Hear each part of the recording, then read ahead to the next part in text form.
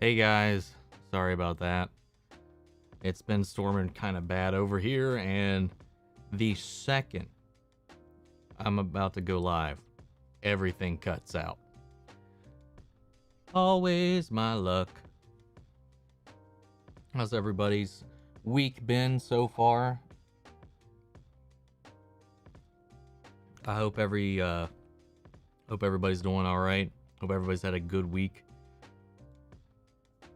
A good start to your weekend. Yeah, anything that can go wrong will. Definitely refeats for sure. So I dropped the bit rate on it a little bit, so it's more stable at the moment. So let me know if it starts acting up for you guys, and I'll let you know what's going on my end. I had to pull it up on my phone on data to put that message in the chat for you all. Finally saw some of your friends after a year. That's nice. Hell yeah. I saw a buddy of mine from college Thursday. Haven't seen him in probably 6 years. So we hung out and went and saw Black Widow, and that's why Bad Batch was late this week. Because I didn't get any sleep. So I was like, I'm going to get some sleep. I'll post this in the morning. So, sorry for that. We had a killer episode of Loki this week. We had The Flash. What else did we have? Bad Batch. Most of our other shows are on break that we talk about every now and then. And then, of course, Black Widow finally dropped.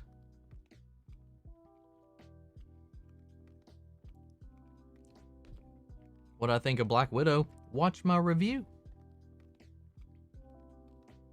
I got a review up. If you want to ask me any specifics about it, I don't mind talking about it. I'm going to put a pin in.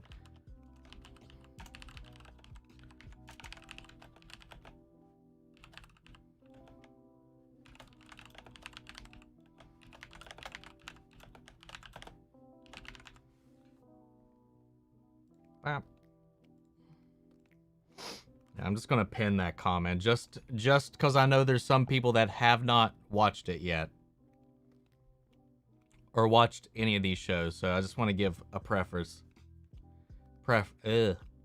this for anybody that's popped in, just saw it. Yeah, I know I sometimes I just get a little packed for time, and I just popped that out, recorded that before going live on here. So not the smartest way to get things up, but I doubt many people are going to watch that one anyway.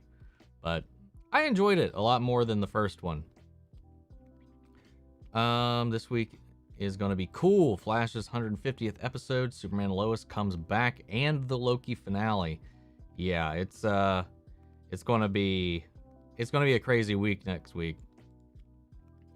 Because that 150th episode of Flash is going to be bonkers.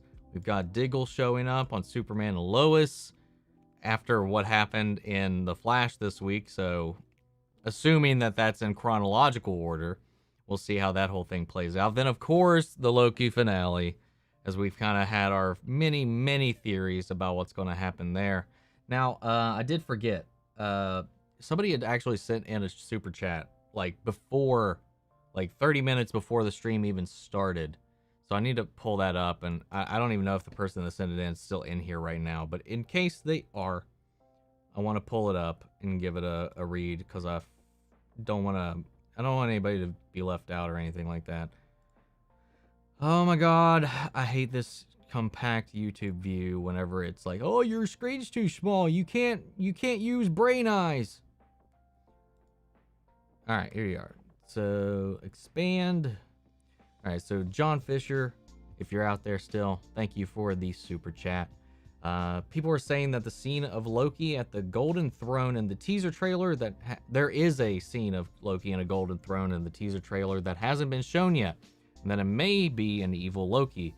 Is this the main villain here, or what do you think, yay or nay? Honestly, I think that's what I'm leaning towards.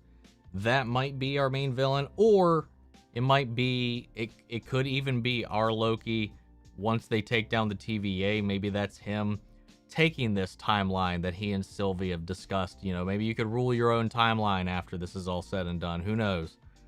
but I doubt that. I don't feel like that's the way the story is going to go, considering we're going to have a season 2. So I feel like it's either a evil Loki, a glimpse into a different life of his, a life he could have. Maybe it's whoever's behind the curtain is trying to barter with him. Is like, look, this is the life you could have if you just let me be. I don't know. Poolside check-in to say hi. Well, thank you, Sheena.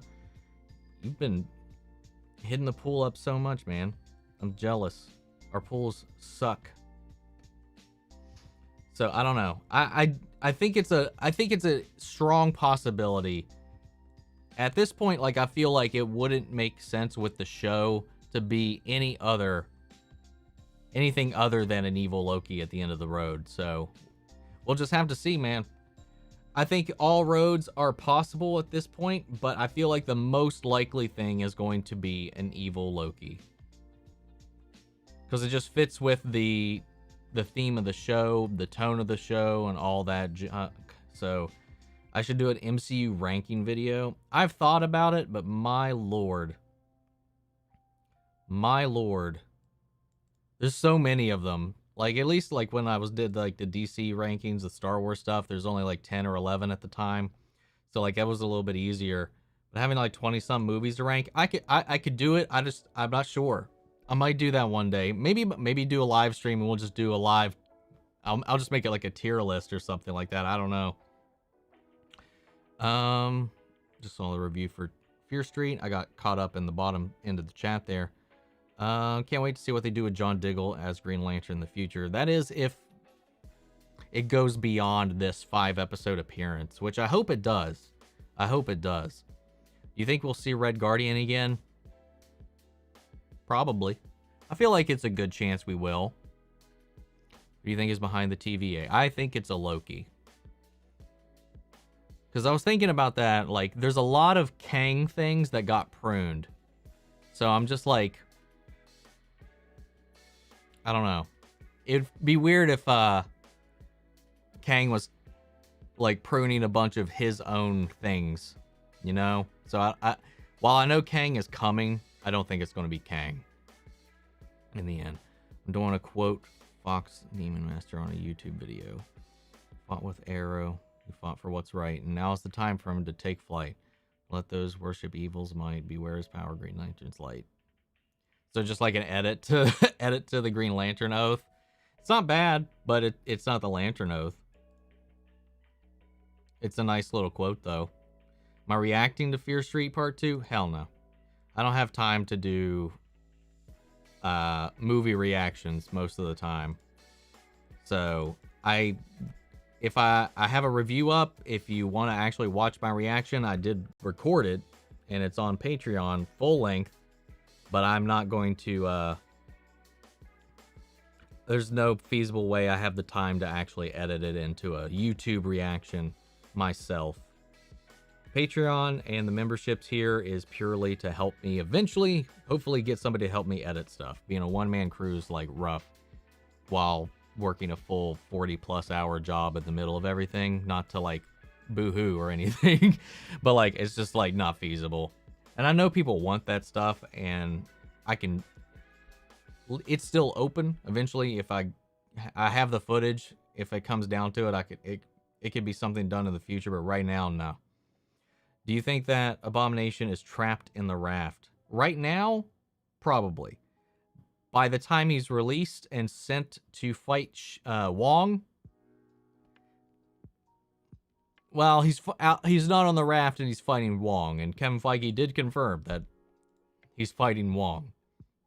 I think I might edit a video of Loki TV show, but I might have to pick a song. So, like, you want to make like an AMV or something like that? That'd be cool. That would be cool. Loki's never win. It would make sense thematically. Exactly. I love President Loki. So much fun. It was very short-lived. Very short-lived. But I did like it, especially when they immediately turned on one another. It was very Loki, but it was also very Pirates of the Caribbean, which was a lot of fun with how they played with that whole thing. I think he'll put the ring on and it'll cut to black. Yeah, I mean, I wouldn't put it past them. But I would hope they would give us a glimpse of what he looks like in the suit before they cut to black, at least. About to see Black Widow tonight. Well, without spoilers, I will answer Stephanie's question. What did I think of Taskmaster? I will just say, as much as I said in my review, underutilized, not really fleshed out, and aside from their first appearance, they weren't really that imposing. I was a little disappointed with Taskmaster, so the reveal makes sense with the narrative of the story, but overall, they could have not been in the movie and it would have not changed much of anything in general, but it's fine. One of the more disappointing villains in the MCU, but it didn't really take away from my overall enjoyment of the film. What if it was Mobius all along? If Mobius ended up being bad, that would break my heart. That would honestly break my heart. Because that friendship, man, that friendship is so pure. Probably going to come back with one of those non-glowy sticks, like how John has a suit he can wear as Hank Henshaw. Maybe, more than likely. I could buy that. If we get John Bernthal back as Punisher in the MCU, what Disney Plus show would you like to see him in? And I would love to see him in Armor Wars. Armor Wars would be fun. I think it'd be fun for him to show up maybe like on She-Hulk. Maybe them trying to like try him for his crimes or something like that. Or maybe he is a bounty hunter for the court or something like that. It would be pretty interesting. I just said that because I really love to hear it in my head with David Ramsey's voice. Alligator Loki is the superior Loki. I can simp for Alligator Loki. I'm 1000% sure Diggle would be part of the GL HBO Max show. Here's my theory. It's going to be a multiverse thing. One of the rings from GL HBO Earth 12 came to Earth Prime, and Diggle will go to Earth 12 to train. Well, we also don't know that the Green Lantern Corps show is set on Earth 12 or not. Because they at least specify that Earth 12 was the Green Lantern movie with Ryan Reynolds. And they haven't really been too clear about whether or not the Green Lantern Corps series is in line with that, its own universe, or what it's connected to. But it is spearheaded by Greg Berlanti, who also did work on the Ryan Reynolds Green Lantern film. So it could easily go both ways.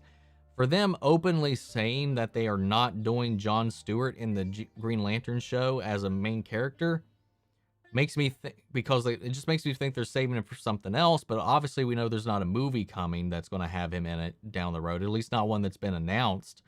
So like, it is a Greg Berlanti production. We have this whole thing coming about with David Ramsey. I feel like it kind of feels like there's some puzzle pieces that can connect to that, and I would like to see how it goes though. But I would love that. Maybe not as a full-on star of the show, but if he made appearances on it, I would be down for that.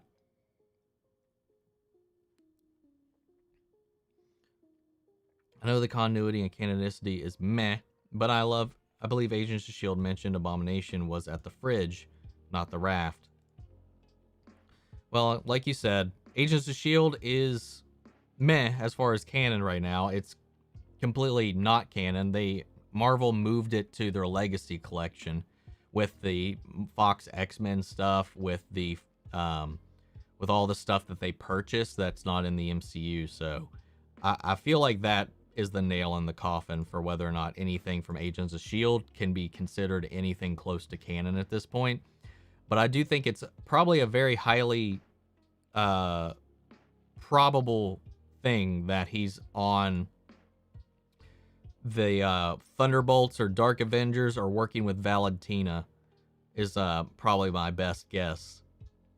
So we'll just have to see how it all plays out. Thinking of what's popping for my song edit. Nice. I was excited for Taskmaster, not anymore. They messed up just like with Trevor Slattery. I don't think it's definitely not that big of a mess up to me. Not at all. Because they still kept the core of the character intact. At least to what they are. That That was a Ralph Boner moment. That was like the first Ralph Boner moment, was the Trevor Slattery thing. Hot take. Out of all the versions of the Fortress of Solitude we've seen, movie, TV, animated, the one in Superman and Lois is the worst. Just bland, boring, filmed on low quality green screen. I don't personally agree with that, because I like the visual, I like the aesthetic of it. I mean, it is like a crystal ice cave, which most of the time that is what the fortress is. It is like the most low-tech version of the Fortress of Solitude that we've ever seen, but I like the premise of it, like the organicness of it, like how a lot of the systems, a lot of the things just kind of come out of the walls. I like that. I thought that was kind of creative for them working on a smaller budget. I like it more than Supergirl's, which all the props look like they're made out of paper bags, and a lot of the ice, it looks like it's actually just crumpled up see-through paper bags.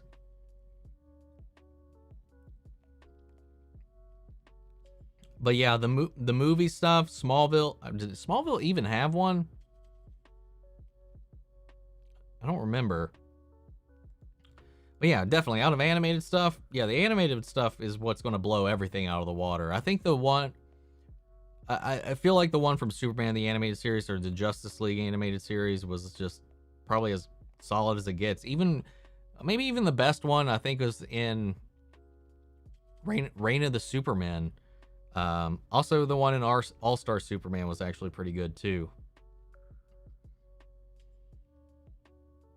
Actually, no, the one in the Christopher Reeves movies was actually pretty decent. I really like that one too. We need a scene of Mobius on the jet ski in the finale. I hope so, man. I hope Mobius gets to ride a jet ski. I will be very disappointed if Diggle does not accept the ring next Tuesday on Superman and Lois. I don't want it happening on Supergirl. It should happen on Superman's well-written, high-budget show. I agree with that.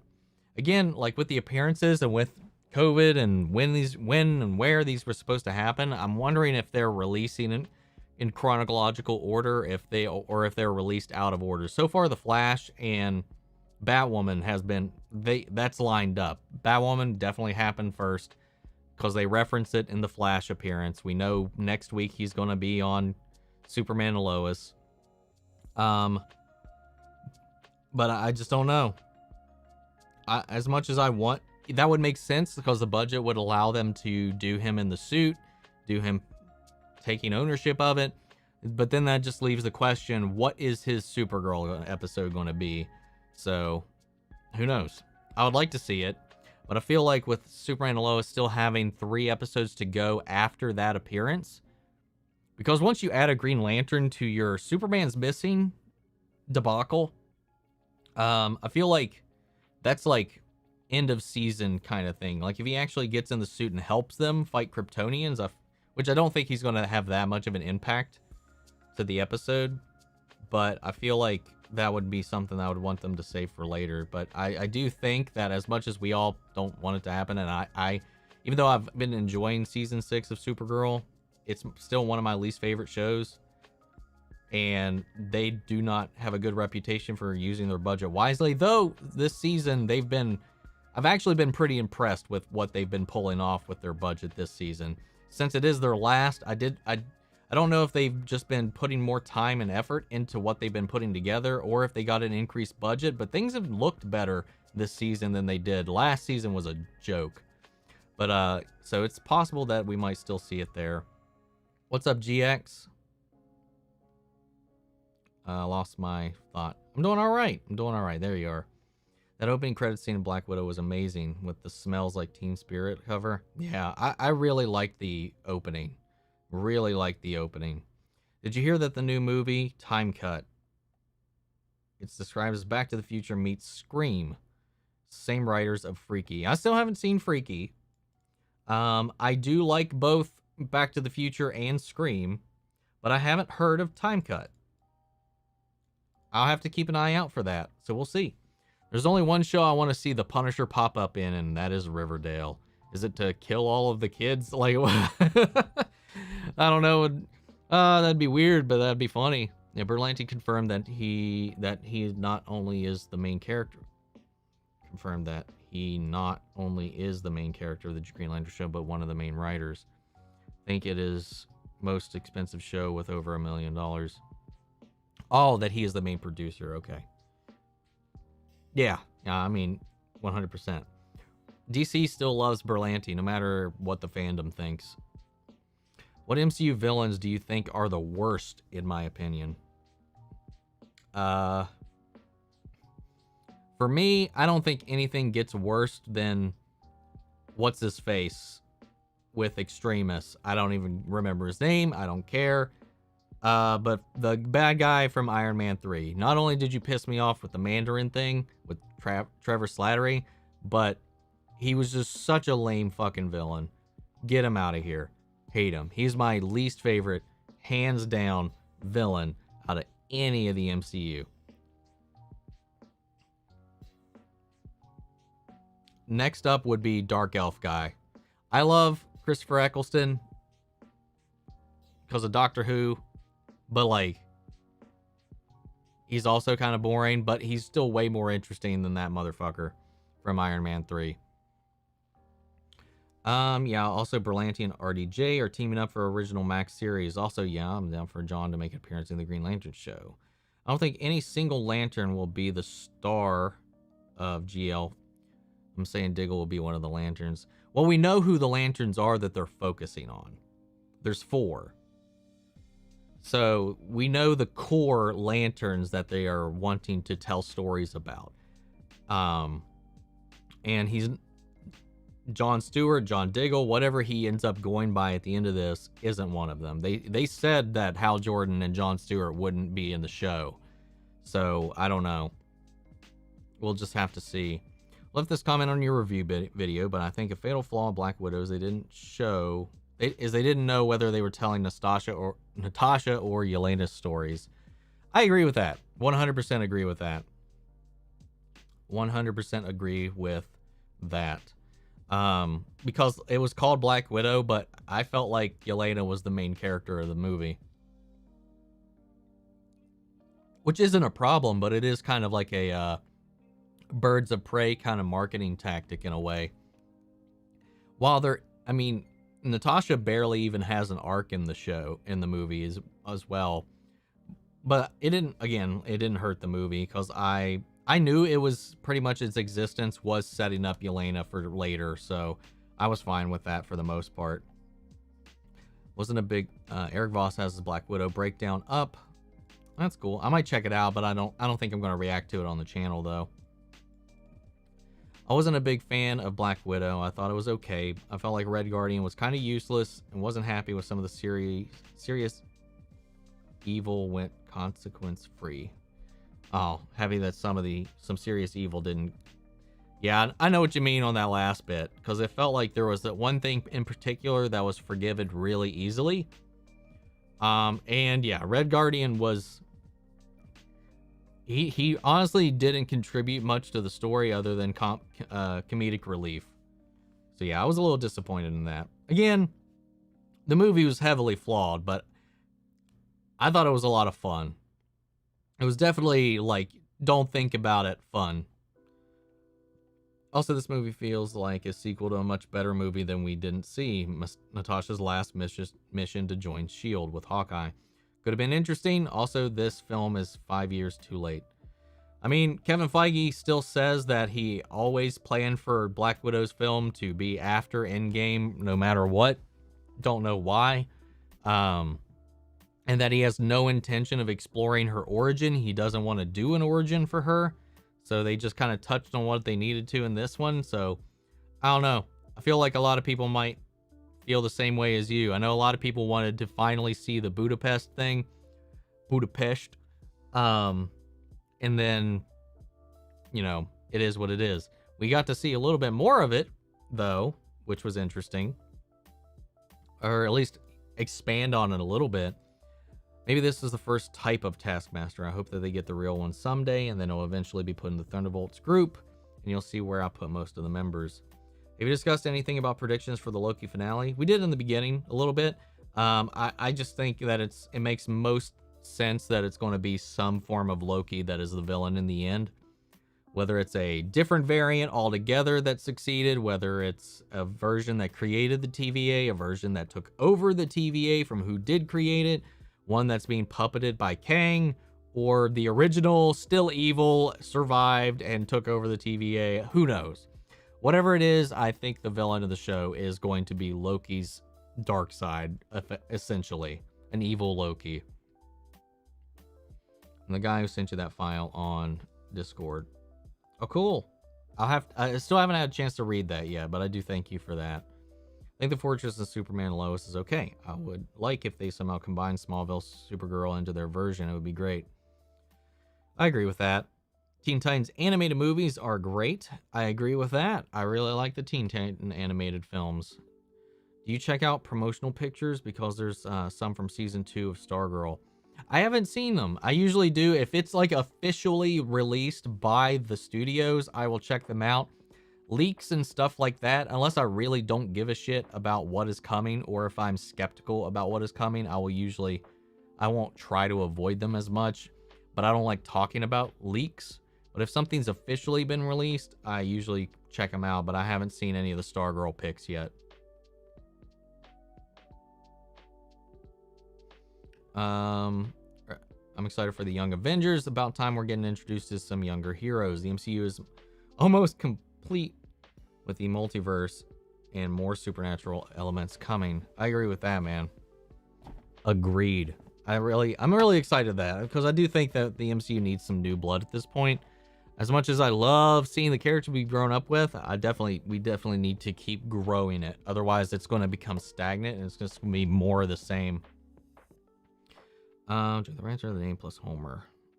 Can't wait for the next big bad and the one after that. The What If show might link other multiverses from the other companies of X-Men, Toby, Andrew, Netflix shows. Maybe all of them will be for season 2. It's possible. It does open that door for sure.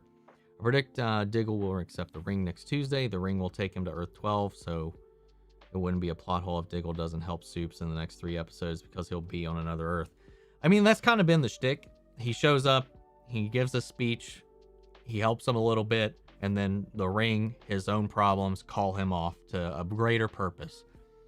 And I feel like we know he's going to accept it in the end, because David Ramsey said so in an interview, that his journey is about accepting a call he denied. I'm just looking forward to it, because it's something we've been talking about and speculating and playing with for the last 10 years. Has it been 10 years now? I'd say 9 years, give or take. About last 9 years we've been playing with that idea. So like, I really hope they finally pay it off, and not just like with an off-screen green glow from a box, which, while I did love at the time, with everything going on, I don't know. Every time something escalates, I just want more, and that's just, sometimes you got to fight that as a fan, but they're teasing it further, so we'll see.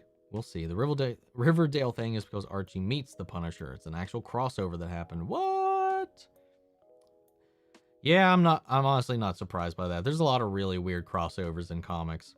Which DC animated movies have you yet to see? I haven't seen Gotham by Gaslight, and I haven't seen Wonder Woman Bloodlines, and I haven't seen The Long Halloween Part 1 yet. I think those are the only ones I haven't seen. I'm waiting to watch Long Halloween for when Part 2 comes out, because I want to watch them back to back. But Gotham by Gaslight, I don't know. I just was never motivated. Oh, I haven't seen Red Sun either, the Red Sun animated film. I haven't watched that either. But yeah, those are the 4 that I haven't really watched as of yet. Petition to start a Throg show with Loki Gator. I'd watch. What can I say? Now I've seen Gator Loki, the Thanos Copter, and the Throg of Thunder officially appear in the MCU. I feel like my life is now complete. Loki is the best season of Doctor Who yet. I don't know if I would wholly agree with the best season of Doctor Who yet, but it is definitely better than the last 3 years of Doctor Who. Like, I'll easily give it that. 4, 5 years. Yeah, Eldritch Killian, I think that's his name. Kind of lame. Extremely lame. That movie still pisses me off. Steven just announced a screening for the first episode of his new show, Heels, in NYC, and I just bought a ticket for it. Hopefully I meet him and take a pic. Dude, if you do, I'll be super jealous, but you should share it. I can't wait for Heels. I don't care. He's my... Stephen Amell, even if he's an asshole in real life, because I've heard very mixed things about whether or not how he is and like with fans and stuff, but I like it just contradicts like some things I've seen. It seems pretty chill, but like I don't care, man. That dude is my Canadian husband. Saw Black Widow was okay movie, but I go for more cosmic movies like Thor, Guardians. I agree with that. I'm kind of the same way. Things that are a little more fantastical is what I really like to take in a lot more generally. But I also like spy flicks, because this one had a very James Bond kind of feel, and there is a Moonraker reference in it, and I thought that they kind of actually took the story in a very Moonraker kind of path, which I thought was kind of interesting. I like how they did that. Friend says Mark Guggenheim will ensure David Ramsey will be part of the Green Lantern series. Guggenheim was a showrunner for Arrow and the creator of John Diggle character. I mean, if anybody can make sure that happens, it's going to be Guggenheim, man. Looking forward to seeing Yelena appear in a Hawkeye series. Me too. Also, don't know why Val has that issue at the end of the movie. Shit, well, that was a spoiler in of itself. Sorry, there's a spoiler warning. I have no idea why Barton is in anybody's crosshairs right now. I don't understand. I don't know what the bigger picture is, the game that's going to be going forward. So I don't know, man. I'm excited though to see how it unfolds, but definitely it's shady as shit. My best guess is on Superman and Lois. Dig is going to help Supes and try to figure out the ring.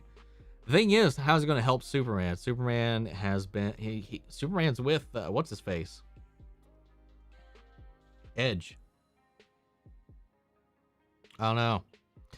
Man, when Superman left with Edge, man, that changed the game. So I'm not sure what's going to happen. Now, he might show up and help Lois and maybe help John Henry Irons as they prep to take on Superman. I mean, he does work for Argus. With this big of a world threat, Argus would definitely want to step in. Maybe that's why he's there, to help with that on the military side of things. And then just the external alien knowledge might help, because it'll be interesting, because who knows, for all we know, John Henry might know Diggle or Diggle's doppelganger from the other Earth, because we've seen the 90s Flash, John Wesley Shipp, when he showed up in Crisis and in Elseworlds, he recognized John. He was like, John, why aren't you wearing your ring? And all of us who was like, ah! So who knows? He could be the one that kind of leads him down that journey too. It could be John Henry.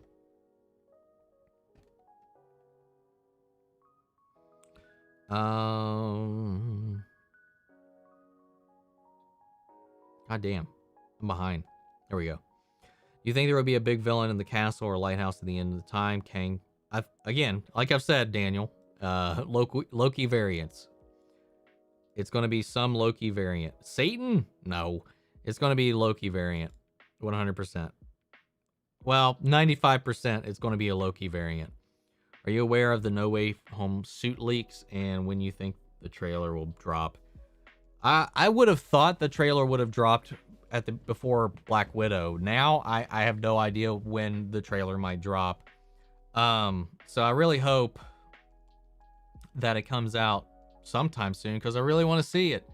Really want to see it, and I have seen the suit leaks. So I am kind of like confused as to why there are so many suits. But we'll see. We'll see. That's one of my highest anticipated movies of the coming few years. Do you think the Godspeed arc will continue into season 8? I don't think that story will continue into season 8, but I think that maybe the repercussions of that story is what's going to continue into season 8. But we'll see. I don't know if we're going to keep...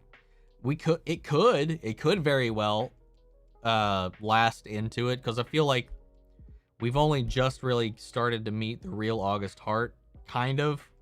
He doesn't have his memories. So there's a lot of big question marks around that storyline, and they only have 2 episodes left to wrap all of that up.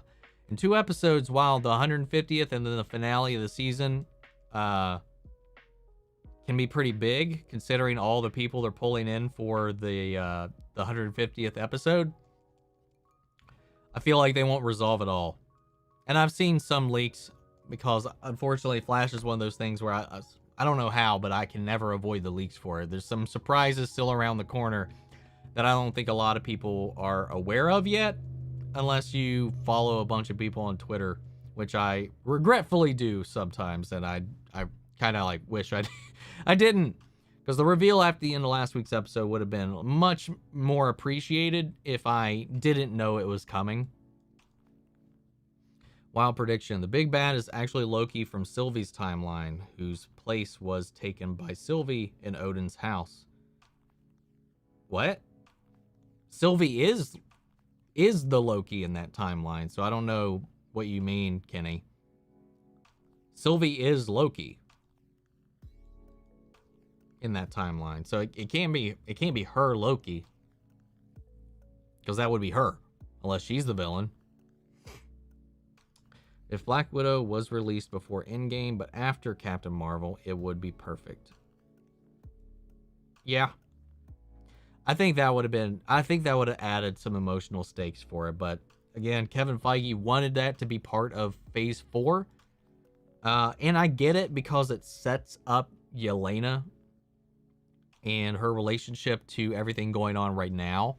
So I feel like that's really the only purpose of the film, was to introduce us to Yelena under the guise of a Black Widow movie. Hey man, what's up, Vob? I do remember you. What's up, man? I have great trepidation for the final episode of Loki. They left themselves a lot to do. Introduce the villain into a way that feels organic, defeat him, and resolve the season plot. See, if it is a Loki variant, I feel like they don't have to worry about introductions all that much. That's another reason I think saving him. If we're coming down and we haven't seen our main villain by the end, it's either Renslayer or a variant of Loki. And I feel like that would be organic, and you don't really have to explain too much except for how he came to power. So I feel like that's the way that we're going to go. The worst MCU villains, in my opinion, are Killian, the Mandarin,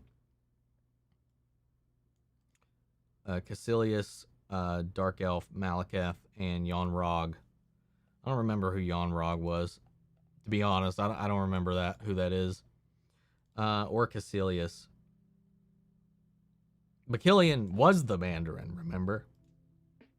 The real Mandarin is in Shang-Chi. That Young Avengers roster continues to grow. Yes, it does.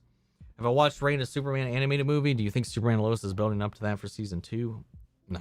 I don't think they're building up to that, because they would have to, if they wanted to adapt that, they would have to also do the Death of Superman thing, which I think they've kind of, I can't remember, but I feel like there was a line where they had kind of mentioned that had already happened. Like they had already fought Doomsday and went through all of that. We've already seen Cyborg Superman in the Arrowverse before. We got John Henry coming in from another Earth. They could. I'm just not sure what it would lead up to. The twist. Looking forward to see their twist on how they kill Superman then. Yeah. Unless they team up to kill Superman. Like it's a reverse Reign of the Superman. A bunch of different Supermen show up to take down Clark. Can you describe the premise of Loki Season 1 in a concise way? I think it's ebbed and flowed too much and becoming unfocused with twists and meanders. I don't think it's lost focus ever, personally. It's Loki coming to terms with his own flaws and learning to love himself while going on a mystical adventure through space and time with himself. It's a journey of self-love, self-exploration, and self-acceptance. Well, but bam! Do you think the kid Loki will grow into Tom Hiddleston Loki? No fucking clue. And I don't feel that it's going to ever be that relevant. What other heroes would you like to see introduced in the MCU? Or, sorry, MCU Arrowverse? Mine would be Booster Gold. Booster Gold, I feel like, would fit in very well and nicely with the tone of the Arrowverse, especially if they had him show up like on Legends or something. Blue Beetle, I'm always down for Jaime, the version of Blue Beetle, to show up anywhere, and I would like to see him as well.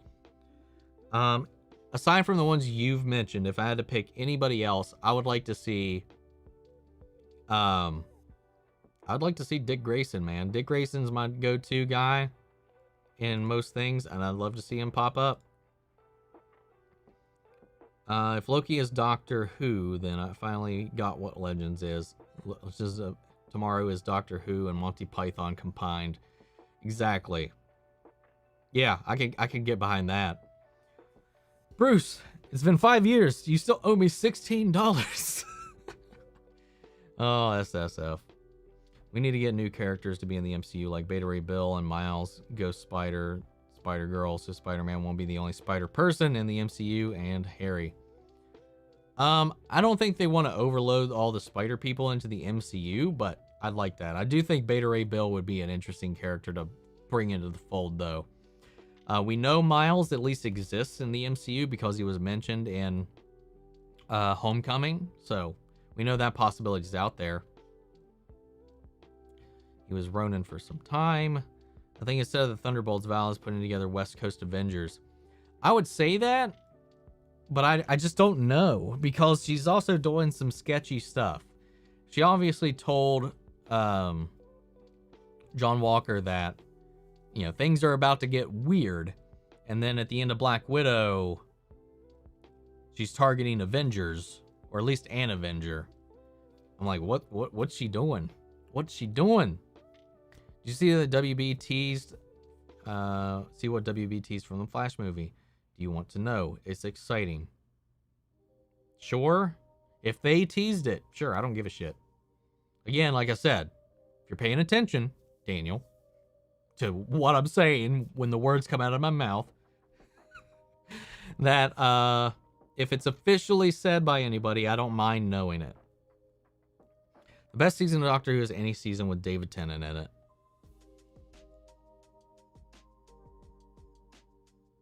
Yeah.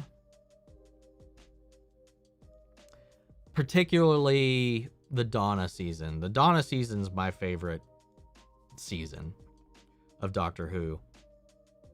John Kreese versus Loki. Like, just in a martial arts fight, because Loki's got magic, and he's also not human.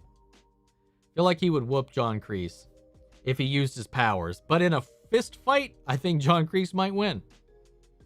Fear Street 78 was solid. Hope 1666 is a satisfying end to these movies. I agree with that. What is my ranking for the Doctor Who seasons? That would take too much time for me to rank all the seasons, but I did at least just mention what my favorite season was. I think it was like, what, series 4? What got you into the YouTube movie space? What motivated you to start this channel? Hope you grow exponentially from here. You deserve it. Well, thank you. Honestly, just growing up, man. I fell into watching reviews on YouTube and stuff of movies, you know, back in the early days when Channel Awesome was at its peak. You know, we had, you know, Angry Video Game Nerd, the early days of Angry Joe, and Nostalgia Critic, and all that whole gang before all the drama came about. And you learned some things you probably wish you didn't know about what was happening behind the scenes, but that whole shtick. And then I never really stopped watching like movie reviews, trailer breakdowns, gameplay, stuff like that. And eventually, I stumbled upon the Rejects and the whole reaction scene. I don't even remember what exactly drew me to it. But like from there, I was like, oh shit, this is a lot of fun. Because like for you as a person, like once you've seen something, it's so difficult and impossible to ever recapture the exact same feeling of being blown away by something after you've seen it for the first time. You can almost never recapture that feeling. And that's one of the main reasons I like sharing things with my friends, with family, with partners that enter a relationship with. There's a lot of things I love to show them because I want to at least hope that they will react the same way that I did when I see it. and love things in the same way that I will. Or at least if they don't, give me a different spin on it. And that's the thing that I fell in love with watching reactions, because I can go in and just see other people watch something I watched all my life and react to it for the first time. And that's the closest I can get to that same feeling again. And that's one of the main reasons why I started doing this too, because it's, I don't know. I feel like for me and my personality, it's a little bit easier to play off of things than to try to put together something else. I don't know if that makes any sense. I like bouncing off ideas and, honestly reacting. I just like watching stuff, man. And this is a way that we can kind of do that together in a communal space. And I don't know, I really fell in love with it. Popular opinion, I believe that the Lang drama sometimes brings down the Superman show. We didn't need too much focus on the talent shows. Cafe talks, do I agree or disagree? Cafe talks, I'm fine with, because their drama plays into the heartbreak of what happened to their family when Morgan Edge took over. The talent show, yes, so that was very much a distraction because they needed something to do for Sarah, and it really just, it didn't do anything for everybody else, but it moved the conflict of her between her and her father forward, and that's really all that did. While that's still important because it plays into her growth and acceptance of when she learns the truth later, in the moment it does kind of drag the show a little bit. But I can agree with that being the weaker parts. But I don't ever not like the Langs. I've actually really fallen in love with the Langs. Did you see the Loki leak by Marvel themselves a few days ago about B-15 being a Loki variant too? No. I have not heard that or seen that at all. Black Widow's stinky baddie is the worst so far. I loved him, actually. He was just a Bond villain. I really liked the guy that was like the person behind the Red Room. I liked that a lot. That's very, realistic, in line with what we know of these types of programs. And he's just like this skeezy Harvey Weinstein motherfucker. And he's just trash, human trash, in the best kind of Bond villain way. I liked it a lot. I thought he was an interesting villain, and it made sense for the type of movie that they were working with. Of course, a villain in a spy thing isn't going to be another giant spy. That spy is just a tool working for somebody else, unless they've gone rogue and they're doing their own thing, which we've already seen that. But like, I liked it. They were taking down an organization, and that's, again, one of the many things that the movie pays homage to the Bond franchise in that movie. I liked it. I liked him as the villain. I just think Taskmaster was the thing that was disappointing. Post-credit scene in Black Widow was Yelena set for after Endgame. We know WandaVision 3 months after. They, as far as I know, there's been no confirmation as to when exactly that scene happened. We don't know if it's before she's recruited John Walker or after. So we don't know where that is. But we do know that it's more than likely after WandaVision. But we don't know. It could easily be before, too. Because that tombstone doesn't have to be there for a long time to be there. Classic Loki versus Dom and his family. Classic Loki. I'm just gonna go with it. Classic Loki easy. I was like, well, Dom is borderline a superhero too, so no, it's still classic Loki. Favorite Arrowverse suit or Arrow suit? I really like the finale suit. I think that's my favorite one. Did I like Mia in her new Arrow? As the new Arrow? I did. She was very grating, but she did grow on me. I just didn't like the setting she was in. I did not like the futurescape of Star City at all. I was going to watch Green Arrow and the Canaries if they had made it, because I wanted to know how they spun off, how they carried on that legacy, but I just didn't like the futurescape. I just didn't like that setting. So if he had a daughter that grew up in the same present day as him, I think that would have worked a little bit better for me, and then that be Mia. But I do like Mia. I did end up liking her in the end. I mean that I think Sylvie is not the child of Laufrey. She is a different child of different parents, raised, but she's not. We know that. It's confirmed she's not.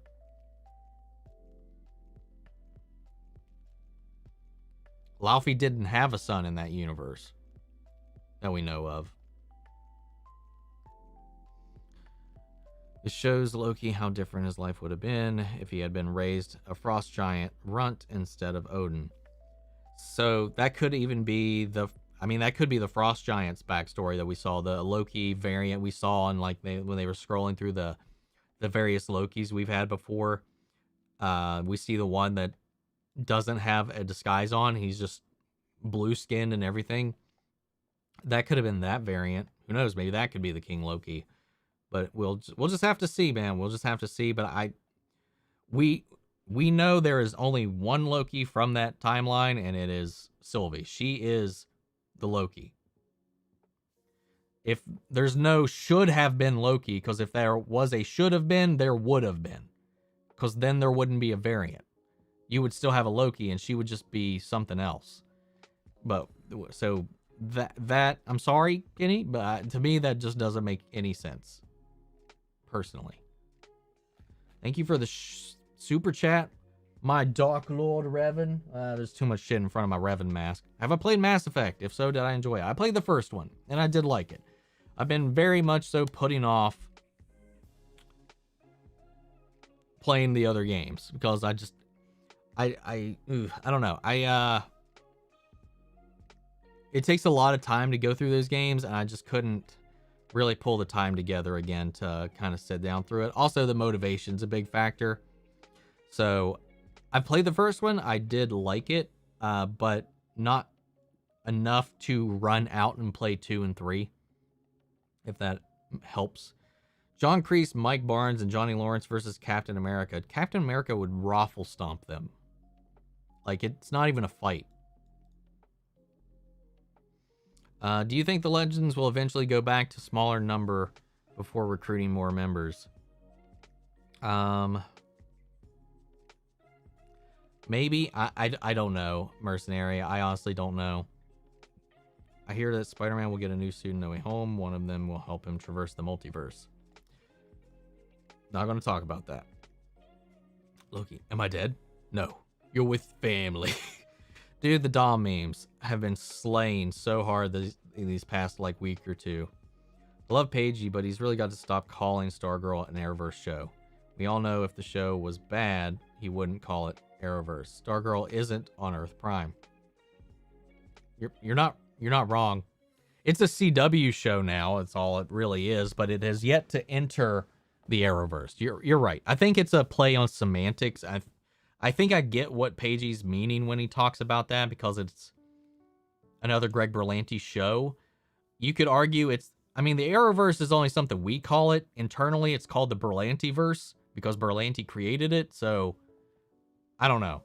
It's all semantics. But with John Wesley Shipp showing up on Stargirl, I think we're going to open up those doors eventually, maybe later into season 2.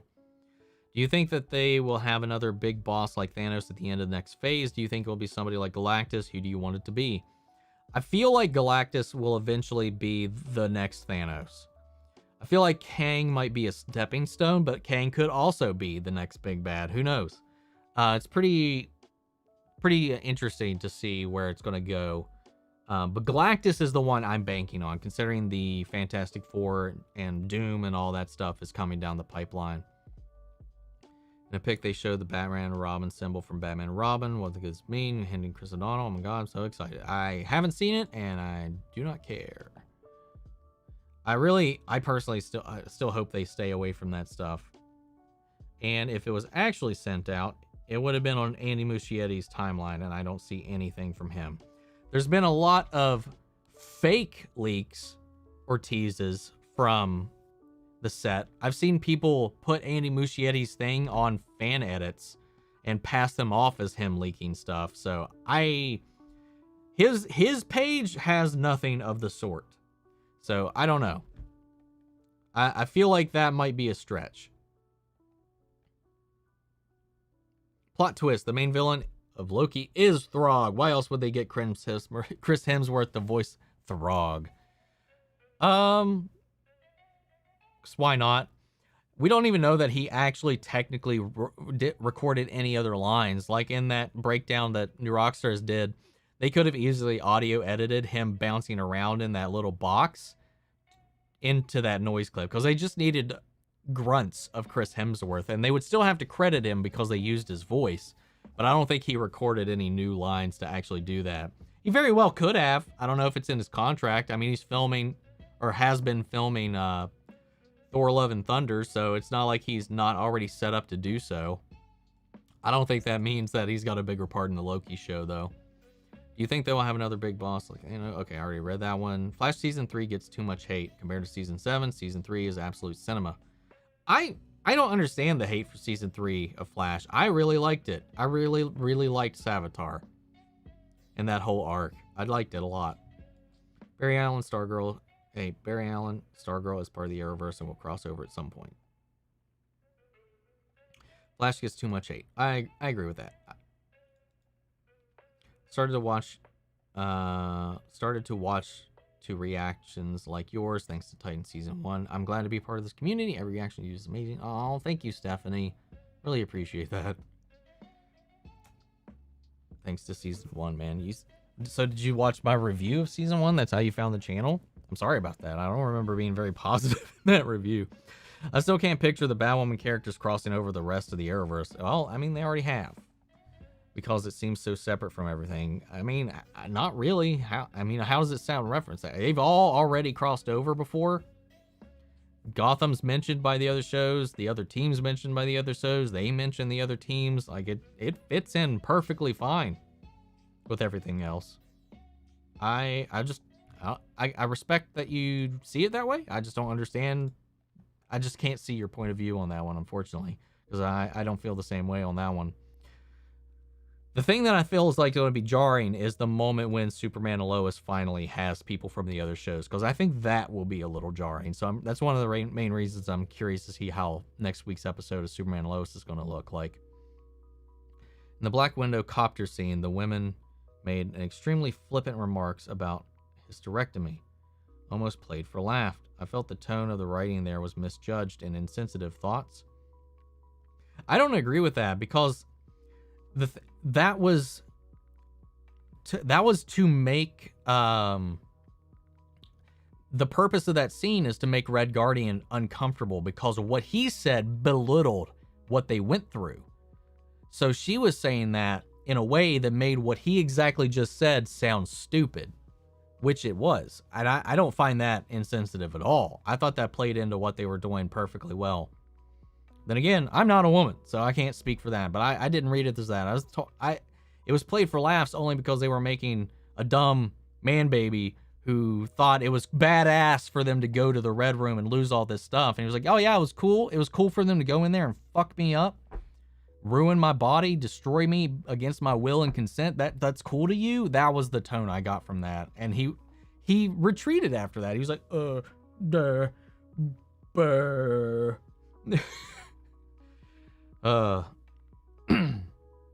let's see. Thanks for your answer on how you started the channel. Have you seen Gamma Ray's compilations? I have seen Gamma Ray stuff. Quite a bit of it, actually. That's how I discovered you and many others. Yeah, I've discovered a lot of people through mixed reactions and Gamma Ray. Some of the channels that I've talked to and communed with over the years. Yeah, I found a lot of them through there. I'm just flattered to be included in a lot of those compilations and whatnot. If you look at the Black Widow movie as a spy movie, it works well. Exactly. I mean, you're underestimating Dom. You don't need powers if you have the streets on your side.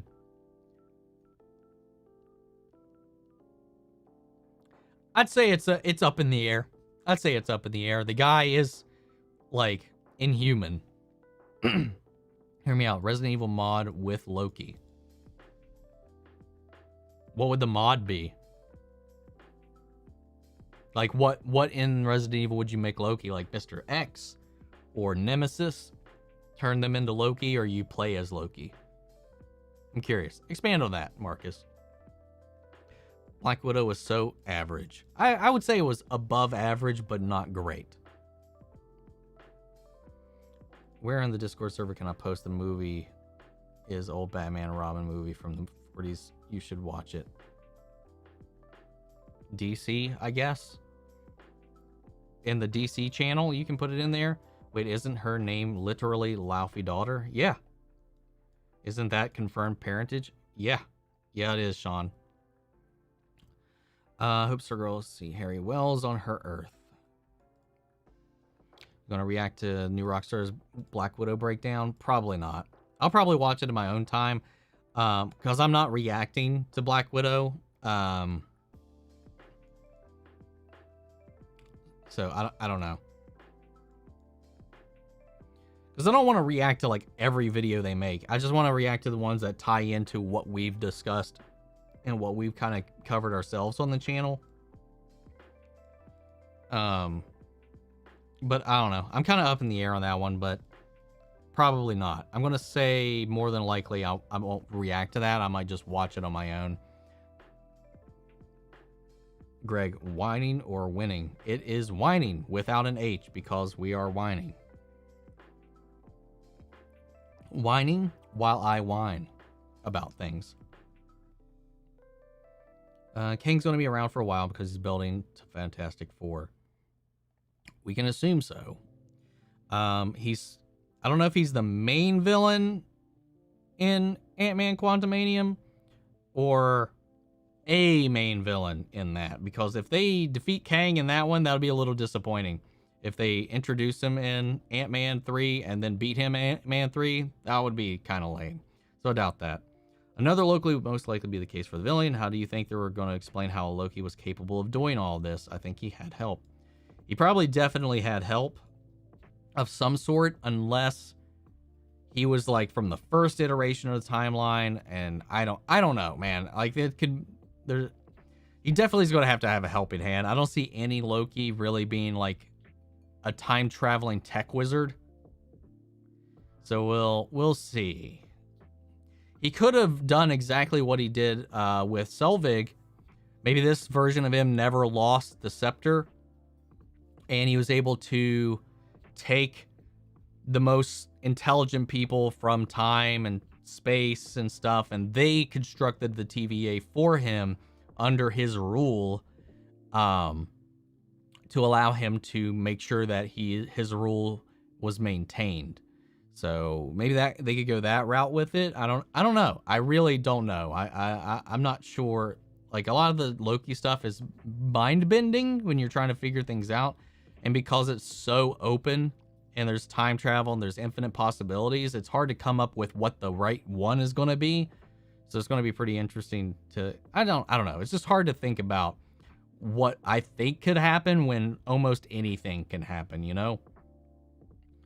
If there was like 1 or 2 or 3 possible things that could, like outcomes that could happen from it, that would be a little bit easier to kind of talk about it. But like when there's like infinite possibilities for a Loki to take control over all of reality, it's kind of harder to speculate for me.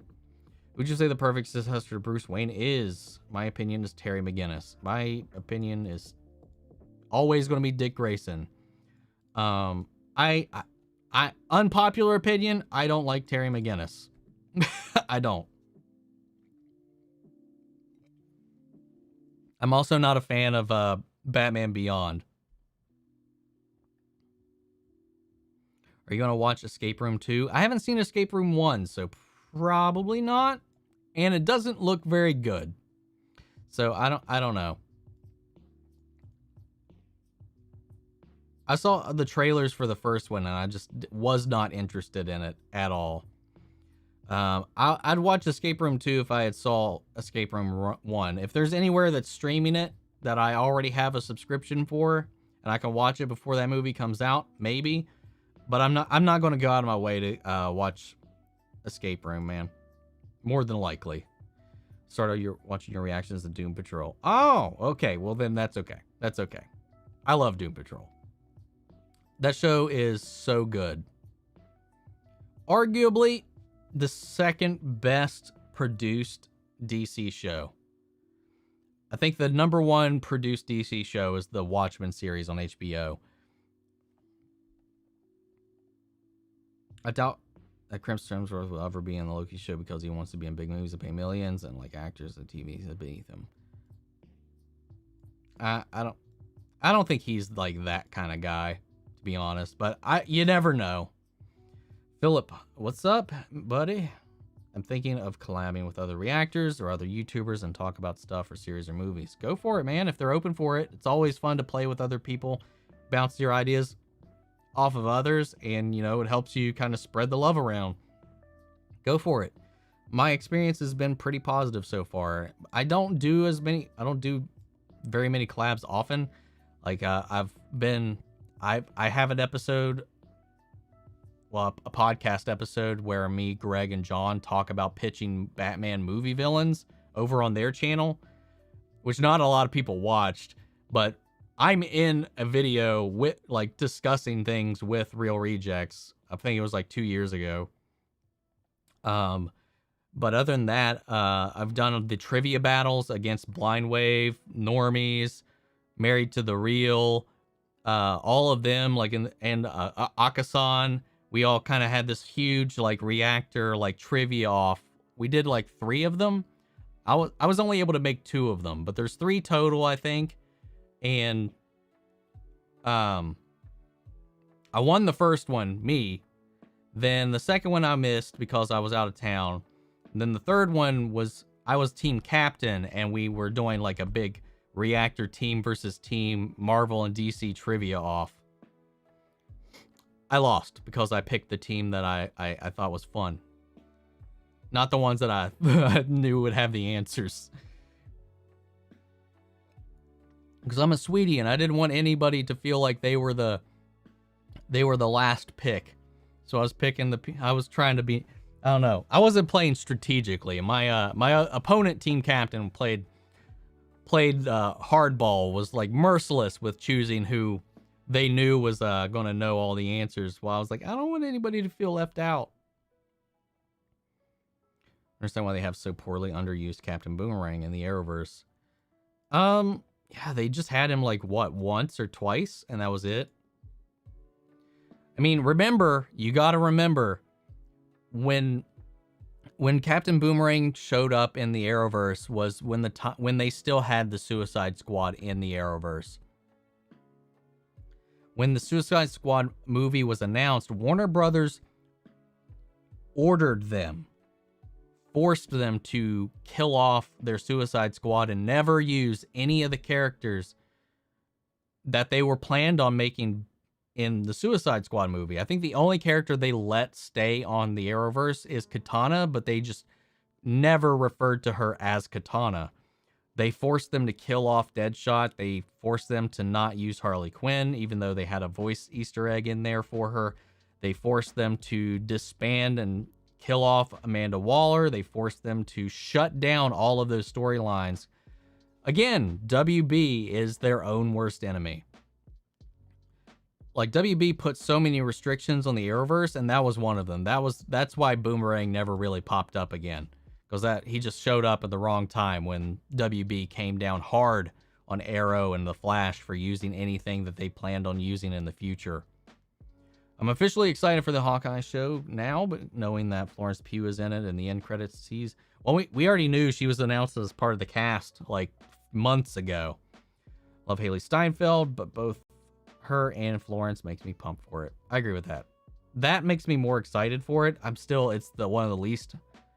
It's one of the ones that I'm the least looking forward to out of all the MCU shows coming up is probably Hawkeye. Black Widow is a better movie than the first Thor. I agree with that.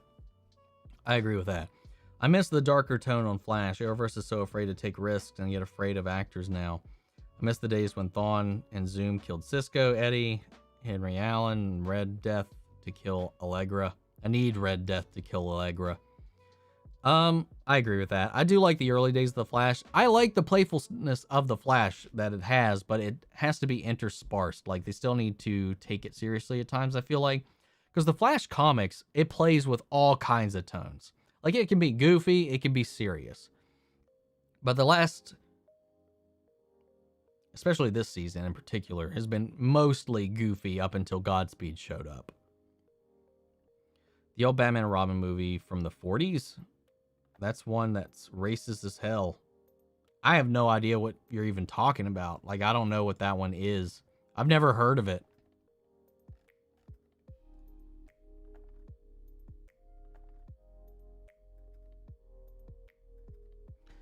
Yeah, just from the thumbnail, I have no idea. I've never heard of this thing.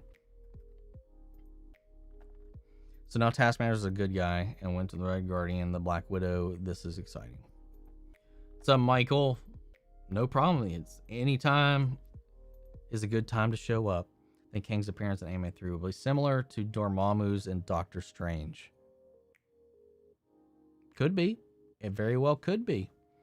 Well, Mobius successfully burned the TVA to the ground. I do think the TVA will go down by the end of the season. Maybe we get a spinoff show showing Mobius destroy the TVA. Probably not. Yeah, I doubt we'll get a spinoff just about Mobius taking down the TVA. If he had help, I want that person to be shown in the finale. It's according to my opinion, you end off with just another Loki dead and at the end. We'll see. We'll see. Good night, Kazi. 3 a.m. there. Nice. Get some rest. You're probably up too late. Not to be one to... Not that I can talk. I was up till 5:30 a.m. last night. Just cause. Do you think that Hawkman and Hawkgirl will ever have a bigger role in the Arrowverse? Probably not. Especially not that Hawkman's going to be in the upcoming Black Adam movie. I doubt Warner Brothers will let them have that character come back. They've already seen Kang and Loki. They've already seeded Kang and Loki. And I think it's going to be another recurring motif. Lokis are never the villain. Only ambitious lackey of an actual villain. The big bad Loki is Kang's. I think that's fair enough. I think the big bad King Loki, whatever it is, whatever you want to call it in the end, is just going to be yet another puppet. The thing that I think is odd to me is that there's a lot of things of Kang's that ended up in the void, which makes me wonder somebody might be interfering with Kang's plans. Maybe it's this Loki, who knows? Maybe Kang steps in at the end and just like busts his hand through this Loki and kills him. It's like, oh, time is mine. So loved the Watchmen HBO series. Yeah, I thought it was really good. I'm not like a big Watchmen buff or anything, but I did really enjoy what they did with that series. I was reluctant to watch it at the time because react to it, or even post a review for it, because I felt like the movie or the show was way too smart for me. Like I didn't feel like I could do it any justice talking about it, sadly. So that's one of the reasons I didn't actually make a review or reactions for that show. But I love it. It was top tier production. The MPVs for me are Robot Man and Negative Man. I love their stories, especially Larry's. Larry's my favorite character in Doom Patrol. I think his story is tragic. I think he's really one of the heart and souls of that show. And I really liked what they did with him in season 2. As heartbreaking as it is, he's trying, and I like that a lot. It's a big body drag off. The Black Widow's dead. Okay. Daniel, you don't need to recap the movie. Was Busy Braun there? He was the other team captain, actually. It was my team versus Busy's team. Busy had some heavy hitters, man. He definitely earned that win for me. Because I was the first, I won the first free-for-all. He won the second free-for-all. So we were team captains in the showdown at the end. And I was just, having a drink and just trying to have fun. And he was out there to slaughter. He's ruthless, that Busy Brown. Legends MVPs for me are Ray, Nate, John, and Gary. Especially Ray. I miss this character so much. Gary's still not really warmed up for me. My Legends MVPs are always going to be Sarah, Ray, and John. John. I think Stein and fuck, man, it's been so long. Why can't I remember his name?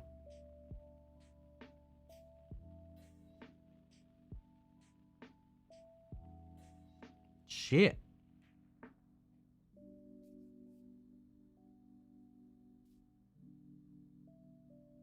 Wow, I'm blanking on it. I don't even remember his hero name right now.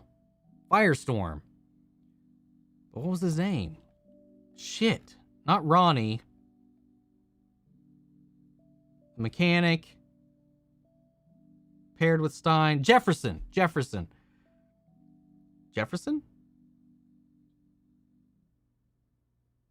Was it Jefferson? Or am I thinking of Black? Getting them mixed up. God damn it. The Firestorm. Jefferson. Yeah, okay, Jefferson Jackson. For some reason, I thought I was getting his name mixed up because of Black Lightning also has a Jefferson. I thought I was misremembering the names. Narratively, the big bad for Loki needs to be Loki, so the final fight is Loki fighting against the worst of him. Exactly what I said when I was wrapping up my thoughts on the new Rockstars breakdown. I think that's going to be a go. See a scene also. I also see a scene where Renslayer is trying to rebuild the TVA, which will in turn lead her to Kang. I think Kang will probably be a post-credit scene tease, more than likely. I'm wondering how Pat and the JSA would react to Starman being alive and Jade in the Stargirl Season 2. I'm really looking forward to that. That twist at the end, the post-credits, the ending stinger with Starman being alive. I just have so many questions as to how. And if he's going to be an ass bag and try to demand his staff back, I'm curious to see how that's going to unfold and what that's going to cause, or if he's even the real Starman. Having multiple versions of the same character at the same time, only having one version of greater than only having one version at a time. I agree. It's just at the time, and even currently, Warner Brothers still doubts that audiences can tell them apart and understand that the TV and the shows are separate. They don't think their audiences are smart enough for that. So that's the reason why they put a lot of those restrictions on them. I get that WB didn't want that, but Boomerang is such a big part of Flash's gallery. I know. It's dumb. What camera do you use? You want to put a small screen showing the show? And how I put the small screen showing the show? Can you do all that with a phone, or do you need a computer? I want to do reviews and reactions. I don't think you could do it all on your phone or a phone.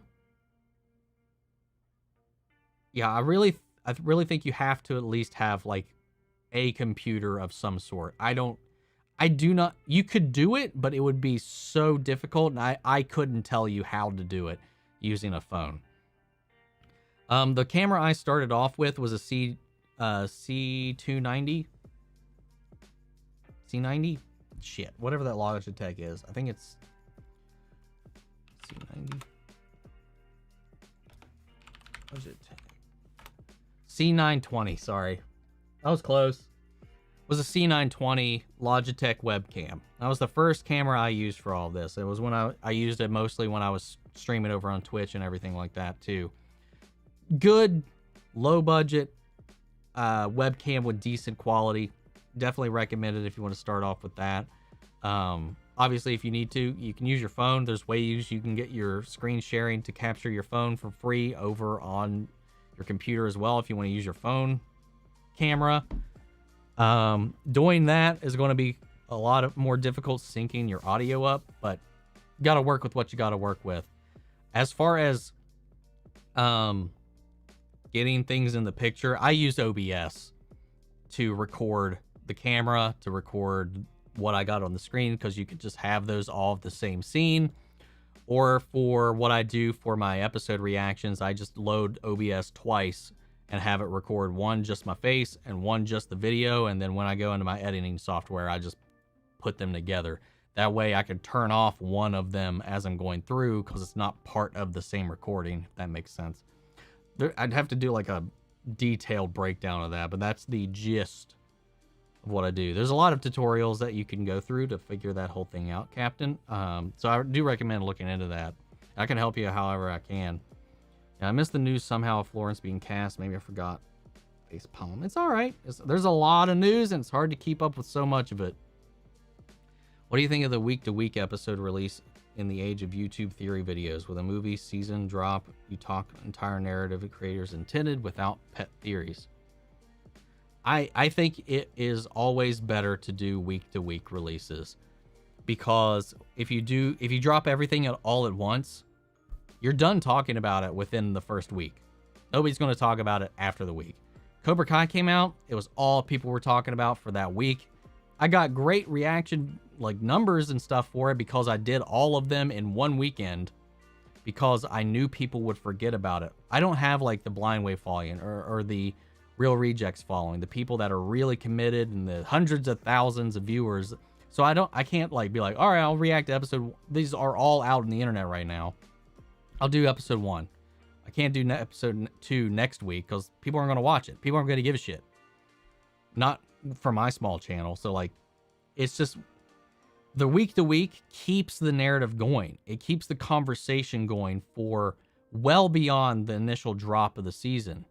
It allows people to simmer, to soak in the media of it, and to think about things, to process things, to give it more attention, to kind of grasp it. If you just drop it all at once, people are just going to binge it to the beginning.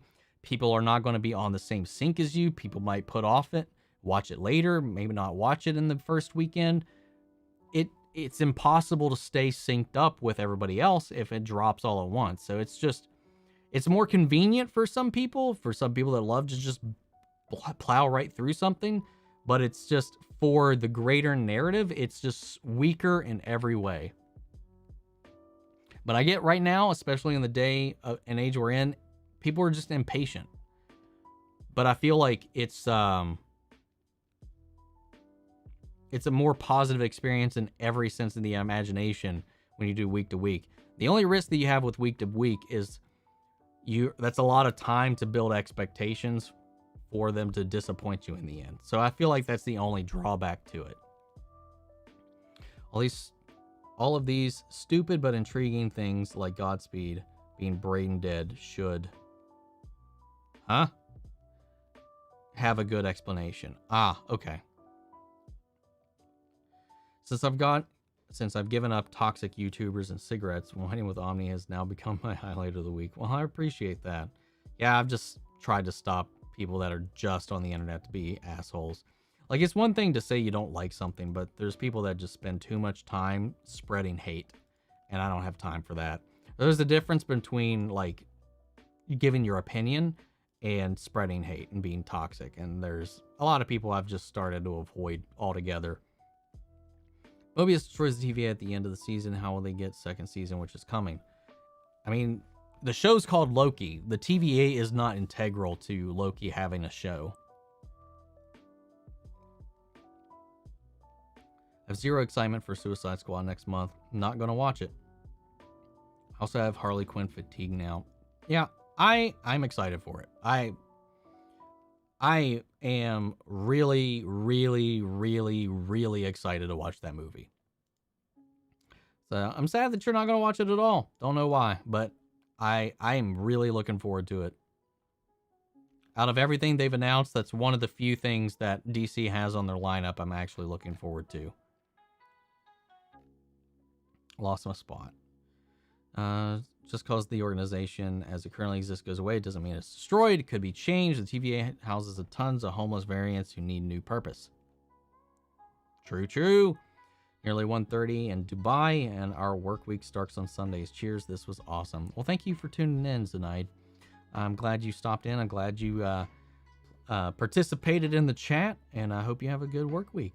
Hope it's an easy week for you. If your Easter eggs in the MCU is got to be the Thanos copter. What a nod to the fans. And I caught that. Like, there was a few people that were like, oh, it's a helicopter that says Thanos on it. I was like, no, that's the Thanos copter. You don't understand. What's your take on Nadria Tucker? I'm not even going to get into that. My take on this, he's just a mad showrunner. Blah, blah, blah, blah, blah. Yeah, I'm not getting into that. I don't care. It's a bunch of he said, she said. No one knows the truth. That's all I'm going to say on it. No one knows the truth. If what she says is what happened, that sucks. On the flip side of that, I'm loving the show. I don't care. I honestly don't really care. I would feel bad, but I think the show's turned out great and fine. Who knows? We don't know the truth. I can't comment on it. So I'm not going to.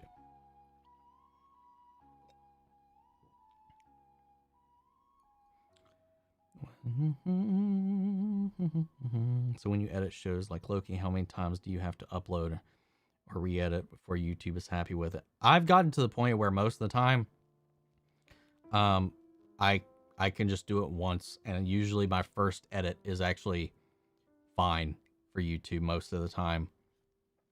I mean, just don't exceed 10 minutes. Something I've had to do is not have any consecutive clips, no matter what, without some kind of cut or cutting away from the video whatsoever, of just 10 seconds. Like, no continuous original footage for more than 10 seconds. If it's longer than that, I'm not risking it. So I cut off at 10 seconds. That's why you see some of my conversations and clips and stuff is so choppy, or if I drop something, because I was like, I'm still trying to maintain the integrity of the narrative, but I don't let anything run longer than 10 seconds before I cut to a new clip altogether or drop the video, so that I can give a reaction or commentate or something like that. Also, that's another reason I started doing the ovals, is because it makes it easier for the auto thing to not flag you, because that thing can do it for like just 3-second clips. It's really dumb. Like, it's really broken how YouTube's things work. It's all within fair use, but it doesn't matter to the algorithm that runs the auto detection sometimes. So that's why I just kind of gave up, and all of my episode reactions, I just do all of them with the oval now, because it just helps. What camera do I have now? The camera I have now is a Sony A6400. So it's a mirrorless DSLR camera. Definitely a huge upgrade from the webcam, but I just invested a lot in making this as decent enough for you guys as I possibly can. Without financially breaking myself too much, though I have like kind of only just recently made my investments back. I've spent way too much. And the sad thing is, I need a car, and I've probably spent too much on making this, improving the quality of my videos as opposed to my quality of life. I've put more into this than I've probably should be putting into myself, which is sadly the truth of the matter. Because I'm the kind of person that, like, if I'm going to do something, I don't want to do something half-assed if I can avoid it. Or, so I've learned to edit. Still not great. I'm still learning some new tricks here and there. I made all of my own graphics except for my thumbnail that was made by a artist named Two-Faced Harley on Instagram. She made my icon. She was a Twitch sub of mine a while back when I was still doing Twitch. Aside from that, most of the graphics are all me, and I'm using this template now that I got from Nerd or Die.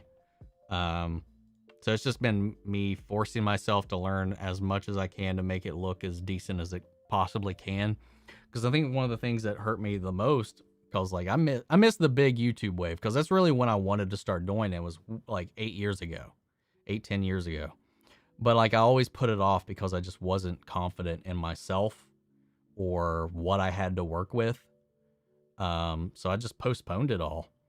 And I just got to a point where I just didn't really, I was still, a little worried about it, nervous about putting myself out there and stuff like that. But like after a while, it's just like, I just got to try. And we're smaller. We're fine. We're doing great. and it's fine. I love it.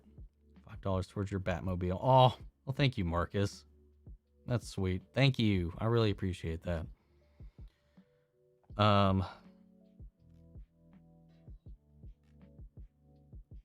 So I've just been trying to get through it. Let's see. Wait, you don't have a car? What's your transportation? Me and my girlfriend actually share a car. But I've been working from home for the last couple of months, so I haven't even needed a car. So I haven't been like pressed to get a new one. I had one, but I had some issues with the engine a few months back, and it got to the point where fixing the car cost double what the car was actually worth. So I just junked the car because there was no point in me trying to sink more money into it. So I'm just saving up to get a new car at this point, which I probably could have already done by now if I still had just my old Blue Yeti and my my old Logitech webcam. I just saw 2012. My fan Anti-Trekker Matthew last night on a stream. Movie was not as terrifying as they originally thought. I've still never seen that. Never seen that movie. If you had to place a bet, would you say that Kang is the mastermind behind the TVA or another version of Loki? I would put my money on a version of Loki, personally. You know, I was watching the trailer breakdown of What If from New Rockstars. Oh, nice. I didn't know they put one in there. I might check that out. I think that would be a fun one to kind of watch. I don't think I'll react to it on the channel, though. So we'll just kind of see. Just got a PS5. Should I get Final Fantasy Integrate or get Ghost of Tsushima Director's Cut next month? If you can only get one of them.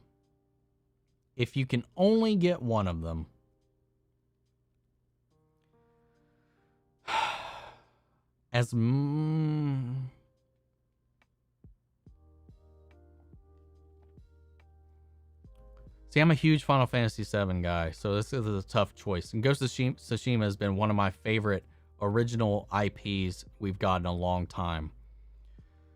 Damn. That's a tough call. If you're more of an RPG guy and a Final Fantasy fan, I would say Final Fantasy VII Integrate. Like the full collection. So you got the remake and Integrate and all that jazz.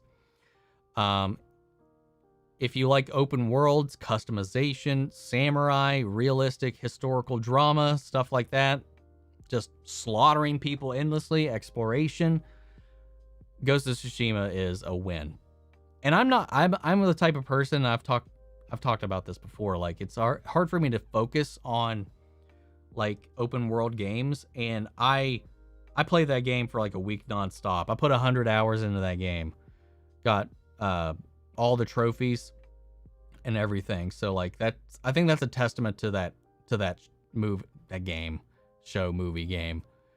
They are making a movie though of Ghost of Tsushima, which I'm excited for. If they don't cast the guy that did the mocap and the voice for Jin Sakai, I will be a little upset. It's a tough call. It's going to be a preference thing. I would say if you like RPGs and Final Fantasy, go with Final Fantasy. If you like open world stuff and historical samurai drama stuff, Ghost of Tsushima is a win.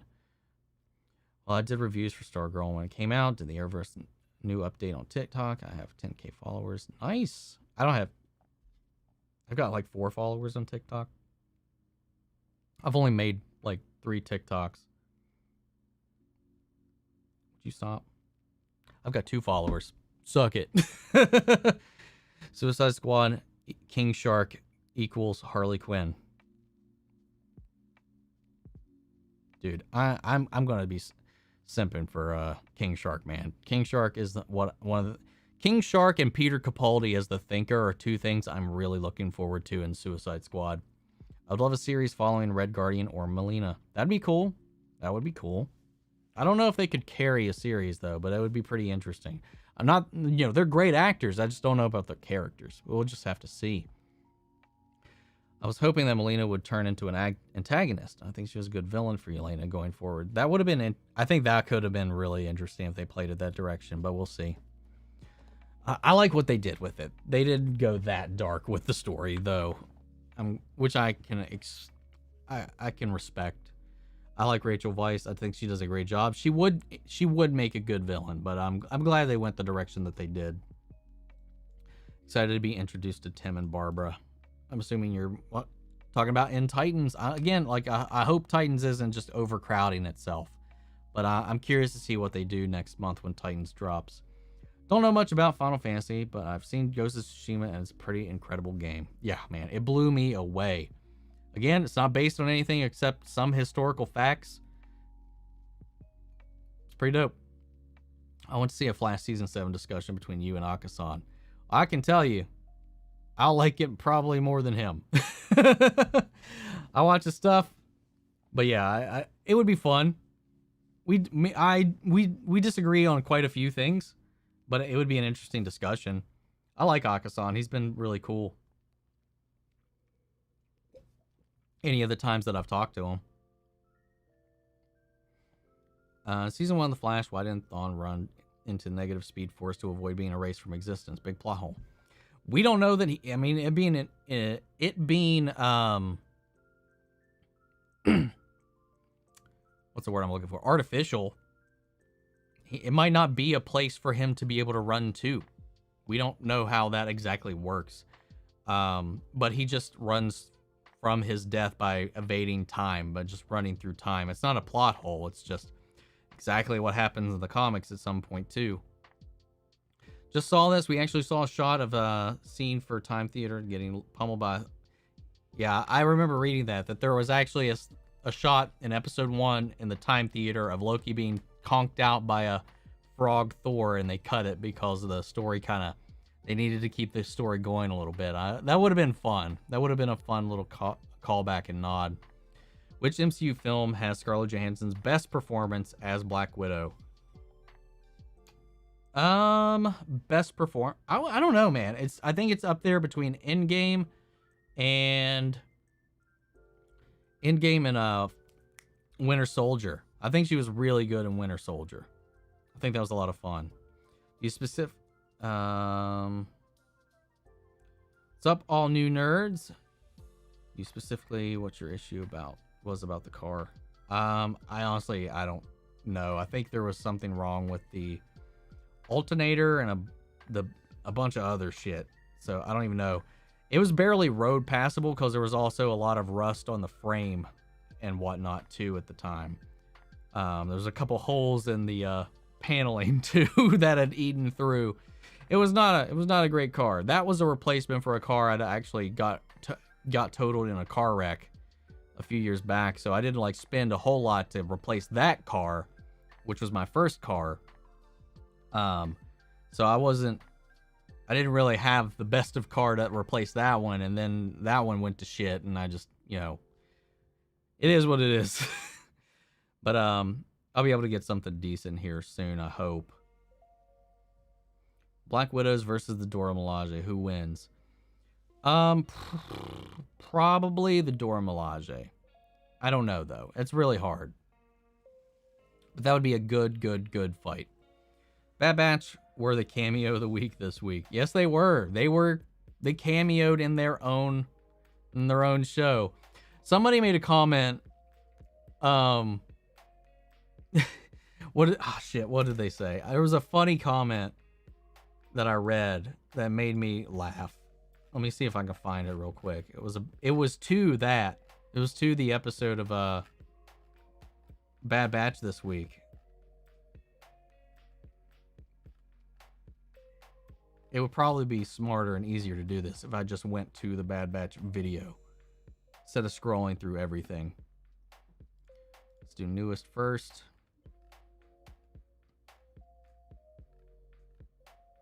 Yeah, here it is. Waiter, can you take this back to the kitchen? There was barely any Bad Batch in my Bad Batch. It made me laugh. Oh, Scott, thank you for the super chat. Do you think Stargirl and White Canary and Supergirl will be in the 5-episode Flash event?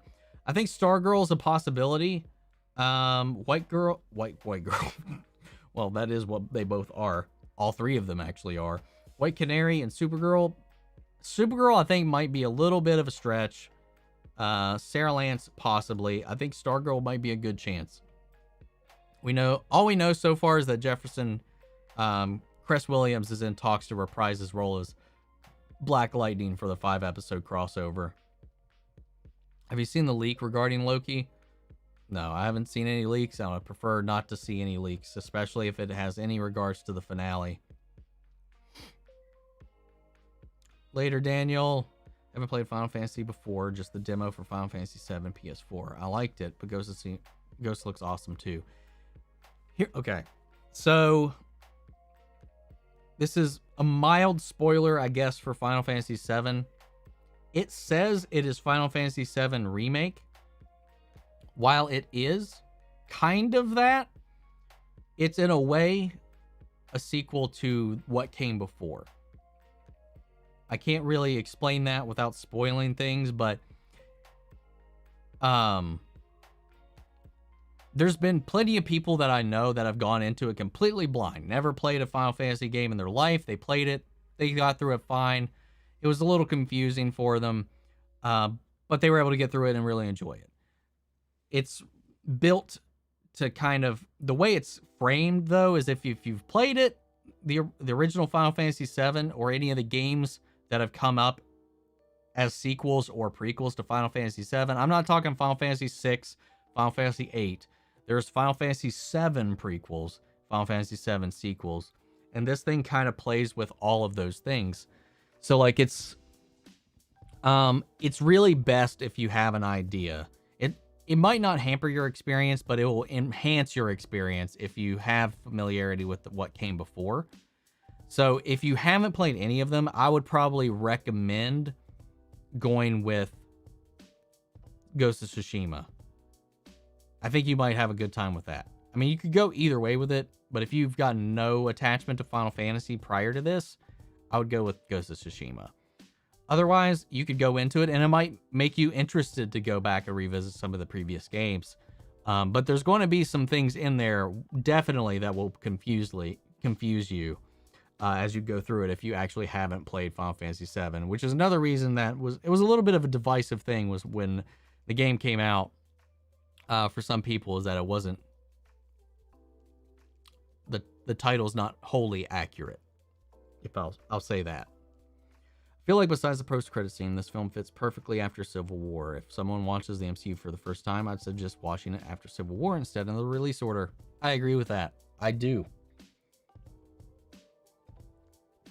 That's the best place to watch it. I think that increases the stakes going into Endgame and Infinity War. Man King Shark is equally brutal and comedic in both. Okay, that's what you meant. Yeah, I get you there. Have I watched MacGyver? I have not. Okay, it looks like it might be a major spoiler or an accident. Figured out what caused the Nexus event on Nemesis 1. I mean, they told us what it was, unless you got a different theory. I wish the CW somehow brought out Fox's version of Gotham. I love that show, and it could have been interesting to set up more characters for the Arrowverse. That would have been fun. I like Gotham a lot. I really dug Gotham all the way up until its finale. I was really thoroughly disappointed by its finale, but overall, as a show, I loved Gotham. It got cheesy, it got goofy, but it wasn't afraid to get dark and campy and just play with these characters, do different things with them. And I really found myself enjoying a lot of it. And I think one of the best things that came out of it was Cameron Monaghan, man. I've not watched Shameless because I know a lot of people know him from Shameless. I know him from Gotham. And my God, was he such a good Joker. Such a good Joker. What's up? All right, Knight. Take it easy, man. The only attachment I have to FF is Cloud and Smash. And I know some of the basics like Aerith's ending and most of the characters like Tifa. If you know the rough idea of everything going into it, I think you'll have a good experience. I love Final Fantasy VII Remake. I've been wanting to go back and play through it again. I've got, again, just like we go to Tsushima, I've got all the trophies for that as well. So like, it's such a hard pick for me. It's just going to be preference, man. I don't want to make you... It's such a hefty purchase to make too, so I don't want to lean you one way or the other and then you get disappointed by it. God damn it. For me, like if I hadn't played either at all, for me personally, and Final Fantasy VII is one of my favorite games of all time. Cloud's one of my favorite fictional characters of all time. So like if I was going into this blind, I would pick Final Fantasy VII personally. If these were my choices, if it was one or the other, that's what I would do. What's up, Busy? We were talking about our trivia stuff earlier today and how ruthless you are as an opponent. Because Loki's destiny is to be alone forever, as evidenced by old Loki's Nexus event, where he tries to return home and immediately gets arrested by the TVA. I don't think that was the Nexus event. So when two Lokis came together and started to love each other and made them not alone, I mean, it also was two Lokis falling in love with each other, learning to love each other. That in and of itself is a time paradox contradiction. You're not so bad yourself. I'm not ruthless, man. I was saying I was playing for fun. You were playing for blood. Respect to Busy though. Love Busy. I know it's a bit of oh shit, hold up. Which is your favorite and expensive Funko?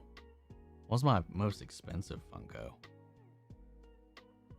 That's the only way to play. Hey, we had a lot of small talent on our potential roster. I didn't want anybody feeling left out, man. Nobody on my watch was going to be the kid that got picked last, even though obviously you can't not do that. But damn it, you went for the jugular when you right out of the gate went with Eric. And I knew you would. I knew the moment I didn't pick Eric was the moment that I lost Eric to you, man. Damn it. But I had a good time regardless. We got slaughtered by your team, though. I'm not going to lie. I'm not even going to pretend it was anything different.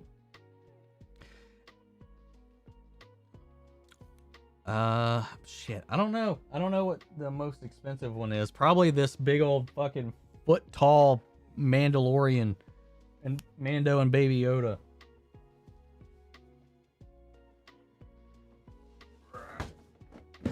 This Hulker thing, when I ordered it, I thought it was the normal ones. I didn't know it was one of these big ones. So I thought it was just rare. But no. Aside from that, I'm not sure if there's one I have that's more expensive than that. But my favorite one is my Darth Revan one. Because Darth Revan's my favorite Star Wars character. Easy. Still not a fan of the Loki and Sylvie's relationship. Understandable. I know a lot of people aren't. I 100% ship it. And I don't really ship things. I hate getting into shipping stuff. And this is one of those times where like, I hope they get together. I feel like one of them is going to die in the end, though. I know it's a big stretch, but I hope they bring back Poison Ivy actress from Gotham for Batwoman. I know it's not the same universe, but I hope she can reprise that role. It's a possibility. It is a possibility. They definitely heavily implied that we're going to get Poison Ivy in next season of Batwoman. So when two Lokis came together, starting to love each other, and made them. Oh, I already read that. Since they did that 10-year time skip at the end of Gotham, even if the finale wasn't the greatest, it would have lined up with the current day Arrowverse. You're right.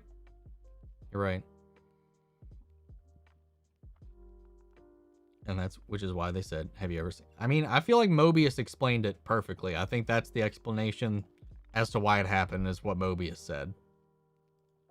But that's not a bad theory, though it's just kind of like saying the same thing, but in a different way.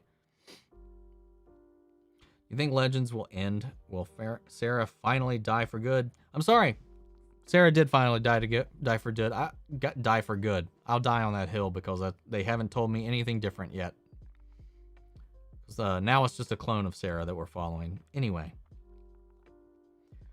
I'm still just trying to ignore the fact that even happened. And she'll die in a way that she could not come back from. No, I don't think they'll kill her off in the end. Not like for good. I doubt it. I don't, I don't know. I mean, even Oliver, even though Stephen Amell is up in the air as for whether or not he would ever come back or not, Oliver's still available to return at some point. He's not dead. He's just in a pocket dimension living with Felicity. So he's out there too. So I don't feel like they're going to end any of these shows in a way that makes it impossible for people to come back.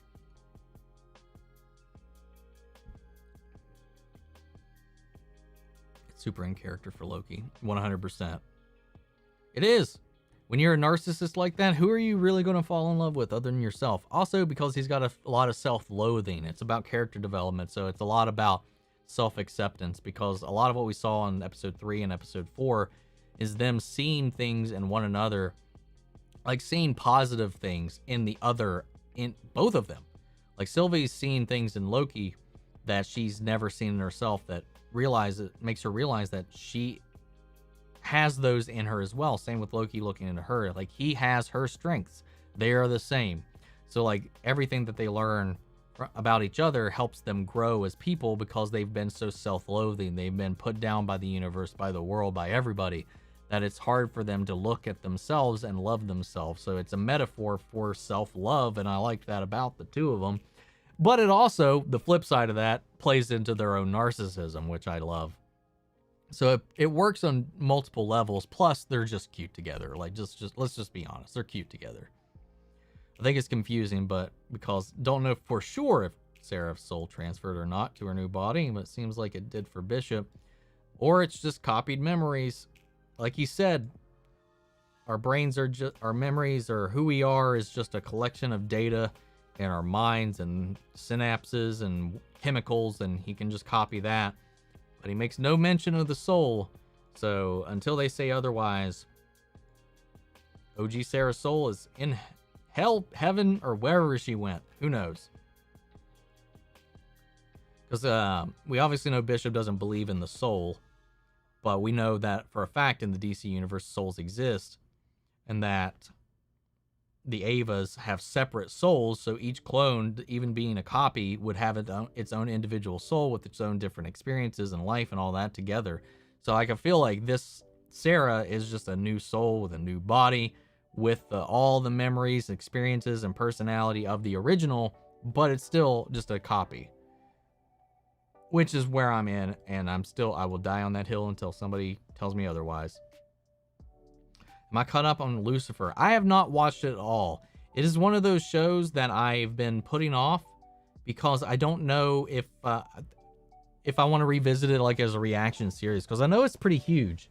And I was never too keen on checking it out until it made an appearance in the Arrowverse. Until he showed up in Crisis on Infinite Earths. Thank you, Captain J, for the super chat there. Thank you, man. Thank you. I appreciate that. But I'm looking forward to it. I'm interested in checking it out. I was thinking about maybe if there's ever a break between like new shows airing or anything like that, that I would go and revisit some old stuff. Like some stuff that's actually ended. I think that would be kind of fun. So it'd be pretty interesting to see how all of that plays out, because that's one I'm looking forward to. I've thought about revisiting Smallville and trying to go through all of it again, because I haven't seen all of Smallville. I've just seen bits throughout, and sometimes I was just on in the background. I just never really like watched it all the way through. And maybe Supernatural at some point. Supernatural though, that's like a chore. It's like, because that's so many seasons, man. So many seasons. Lazy movies and in production, plus the TV shows, animation is a great time to be alive. It is, but also at the same time, for me, I'm becoming a little overwhelmed sometimes, because there's like so many things I want to watch, but I don't have the time to do it. Do not have the time to watch everything I want to actually watch. It's like content overload. I think it's confusing because, I already read for that. What shows would you like to see added to the Arrowverse?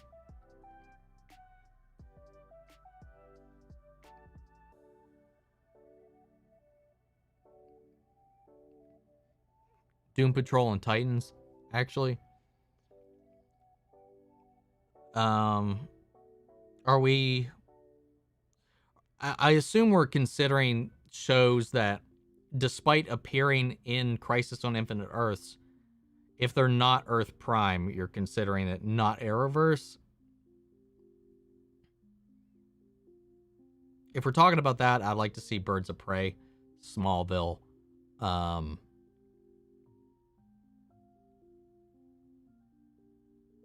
and Titans. I think Titans might play off better if they had like another team or something to interact off of or something. I don't know. It's rough. It's hard. I don't know, man. It's hard because there's not a whole lot going on right now on the DC side of things. Stargirl's going to join it eventually, come into the fold on it. Doom Patrol would have been nice. I think they could have played really well with like characters like on Legends and stuff like that, though. With that mature rating, it would be weird. It like would making Deadpool PG or PG-13. Like it's kind of like that same kind of thing. Because when you have a team that fights sex demons and deals with all this kind of crazy shit in Doom Patrol, I don't know how you do that like on a smaller scale and on like network television. I think a lot of people think narcissism is being in love with yourself is really being obsessed with yourself. Many narcissists hate themselves.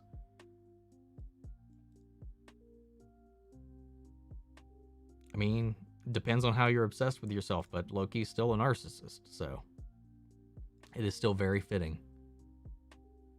I didn't think I would ever think an alligator was adorable until I saw Alligator Loki. I mean, alligators are cute. I think so. Ah, Captain J, welcome to the Adventurers Club. Get your little badge now, man. Thank you for that.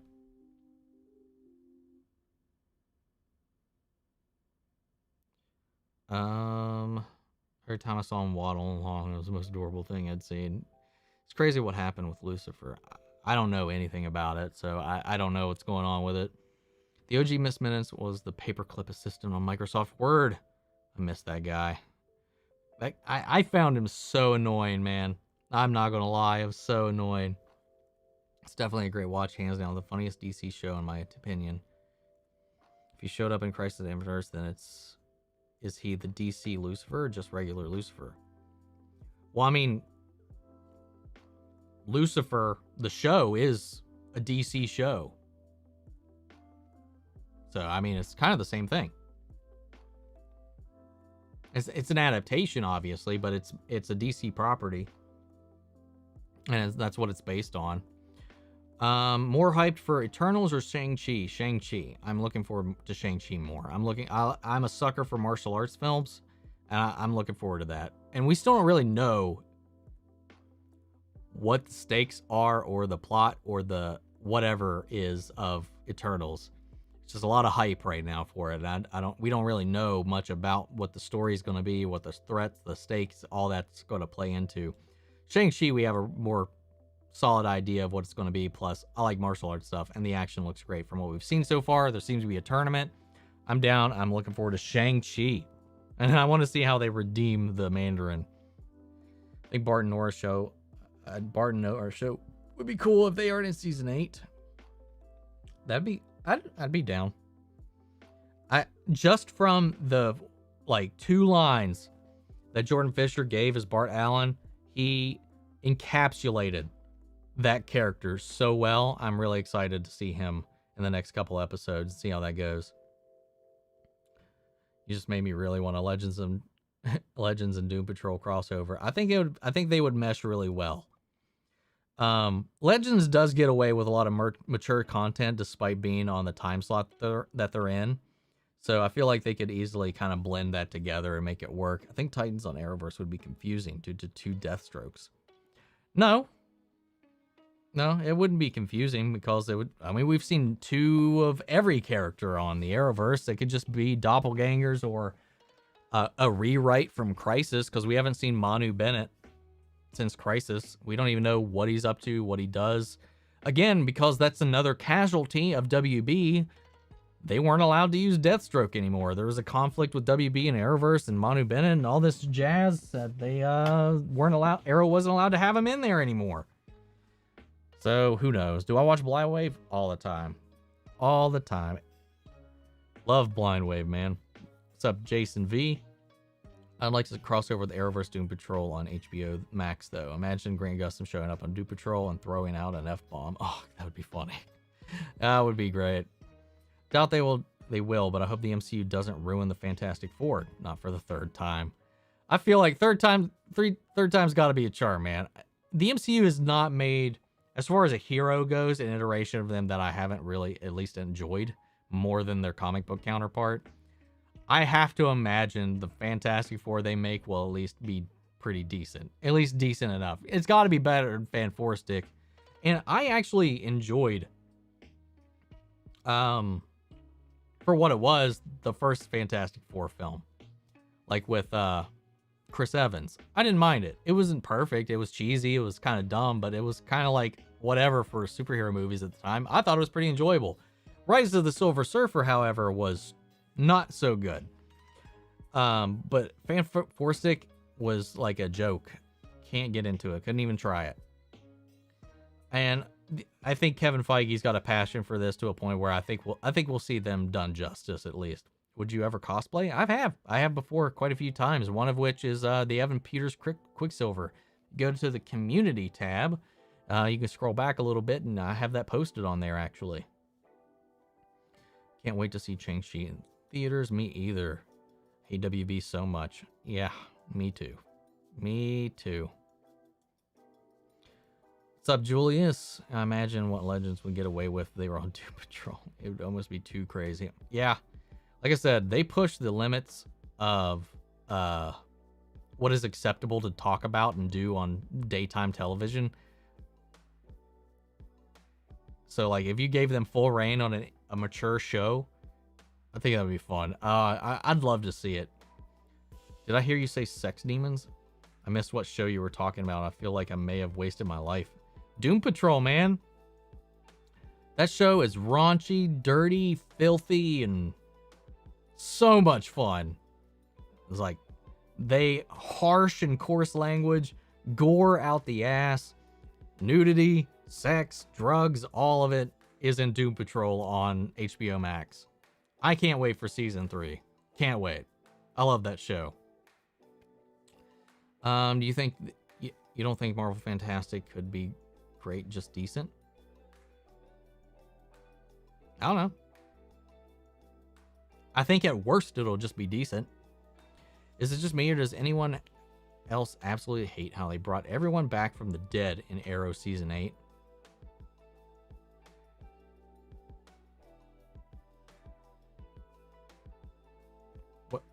What do you, I don't know what you mean. Like with like I loved season 8, so I don't know. It might just be you, but I didn't have any problems with season 8 of Arrow, except that I wish they didn't have an episode dedicated to setting up a show that didn't happen, because it just kind of took away from Oliver's little story. But yeah, I had no issues with season 8 of Arrow. Whoever okayed the last Fantastic Four should have been fired. Am I the only one who liked the Taskmaster's design in the movie? I thought it was a decent design. I liked it a lot. I think the letdown of the character was just how the utilization of it. Did I see Swamp Thing on DC Universe? I did. It's a travesty that got canceled. While I understand why it did, it just makes me think they should have never started the show to begin with, or they didn't research what they needed to do to maintain that show at all. So, like, why even do it? It's dumb. Isn't Tommy's still dead, though? I thought. Unless I'm not remembering it. And I don't care. They gave Oliver the best ending. I don't care.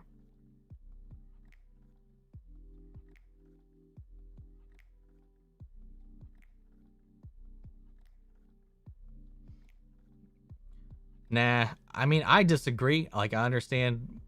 I can see how people can feel that way, but it doesn't bother me whatsoever. It's what Oliver would have done in the end.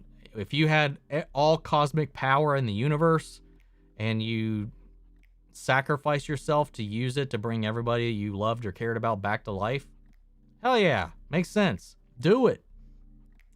The only thing that I find a little nitpicky about it is that the actual Earth Prime Laurel doesn't come back. So that's a little bit of a why they brought Earth 2 Laurel back and not Earth 1 Laurel was a little weird. So that was a little weird. Aside from that, don't care. I loved it. Would you think that Stan Lee would have been one of the Watchers from What If? That would have been awesome. I think he would have if he was still around. I think he might be the voice of one of them if that was possible at the time. Jefferson Jackson also needs to come back as Firestorm. He would have Stein, but I think it'd be a random way for them to put in Firestorm on his own. I think that would be cool. What am I having for dinner? Do I cook? I generally, most of the time, order takeout. And I am probably going to go have some Taco Bell tonight because I'm just feeling super lazy. I think I ruined all the impact. Tom came back. Okay. I don't know. It's been a while since I've seen the finale, so I just didn't remember. I thought Tommy was one of those that he didn't bring back. Which is your favorite Power Ranger series? Mine is the original, Turbo, and Galaxy. I mean, nothing for me will ever beat Mighty Morphin.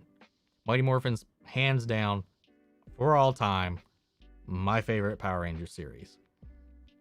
Second, I would have to say like Zeo or RPM was really good. Ninja Storm I liked. I know a lot of people shit on Mystic Force, but I actually kind of enjoyed Mystic Force. But none of them come close to the OG for me. I can rewatch that on loop and I love it. Are you excited for Jamie Foxx's Electro returning and the possible appearances of Garfield and McGuire's Spider-Man? I am. I can't wait. I'm not going to be disappointed if Andrew Garfield and Tobey Maguire don't make appearances. I am still excited because we know for a fact that Electro and Alfred Molina's Doc Ock are from another universe. So if they're just come together and it's just Tom Holland, I'm not going to be super upset about it.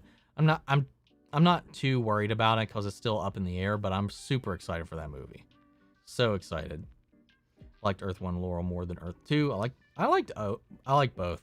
I feel like Earth 1 Laurel just got no justice at all in general. I think she had like no character growth. I didn't actually like her as Black Canary when she became the Black Canary, taken after Sarah.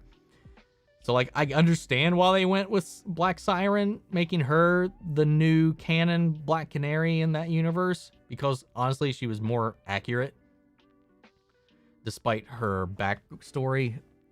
But like there's just like a connection to Oliver that the OG had. So it's a little weird. It's a little weird why they went with that version or that direction, but it's whatever. I don't care. I don't care all that much. I just thought it was strange. Yeah, I'm with the popular opinion. I did not like Jamie Foxx's Electro at all. Thought he was a weak, shticky, tropey, annoying character that was poorly written. That was my take on that character. I did not like him at all. I love Jamie Foxx. Love him. In almost everything he's in. And even he couldn't save that character for me. And I'm glad he's getting a chance to redeem that moment. So I'm excited to see him back, and I was excited to see him as that character, but I did not like how they characterized him in the movie. Definitely like both versions more than Dinah Drake. I actually like Dinah Drake quite a lot. She was the most accurate of the Canaries, to be fair. His soundtrack was dope, though. Yeah, he had a good soundtrack. Man, not having Tom Cavanaugh on The Flash sucks. Honestly, I haven't... It's weird. I haven't really felt his absence all that much. So it feels weird. I know he's gone, but like I haven't felt like anything was missed. I think that might be because I feel like they had run that course so much over the years. Like the changing of personalities, like the different Welleses, all that stuff. Like I think it was the right time to kind of move away from that. And of course he wanted to move away from it as well and do other things. He's not gone. He's still going to be making appearances. This isn't the last time we've seen Tom Cavanaugh, I'll tell you that. So like, but as far as series regular, I think it was time to move on from that.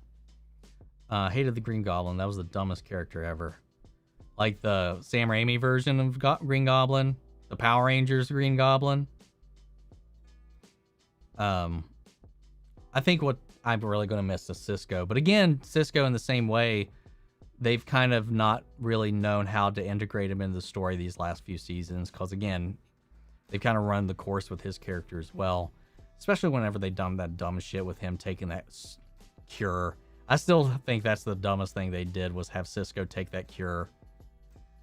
What I think is behind the TVA, I think it's a Loki variant, maybe with a puppet behind the scenes, like a puppeteer behind the scenes being maybe like Kang or something like that. But I think the person in the castle we're going to confront is a variant of Loki, is my prediction. Have I seen Face Off with Nicolas Cage? Yes, man. I love that movie. So good. So much. So I love that I love that movie. So good. I don't know why I said it like that. I really like that movie a lot. It's a lot of fun. I think that's my favorite Nicolas Cage movie.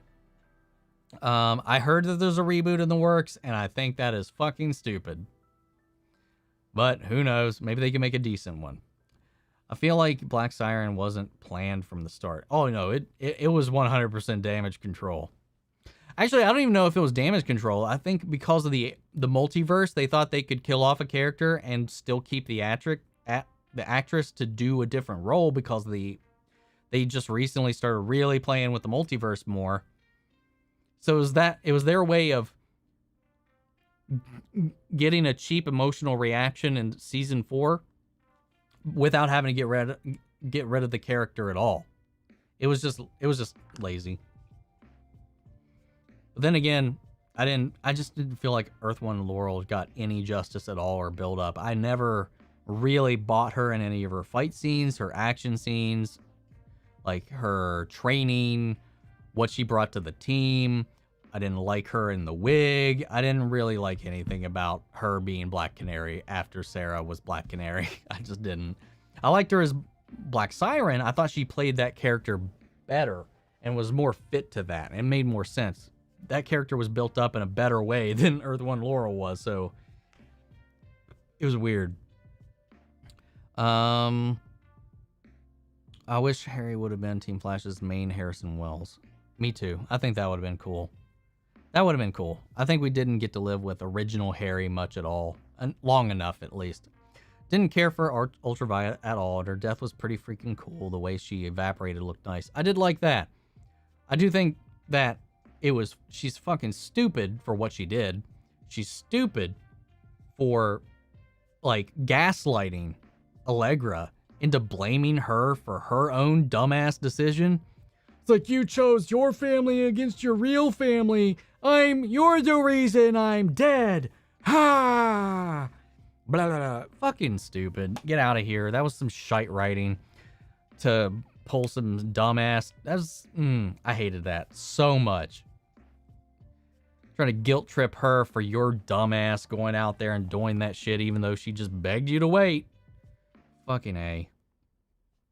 I don't recall saying much before, but what do you think of Star Trek? All versions, are you a fan? I never really gravitated towards it. My first Star Trek experience was honestly with the J.J. Abrams reboots. And I liked those for what they were, because honestly, let's be honest, they were just Star Wars movies with a Star Trek skin. So it wasn't too different from what I was already used to.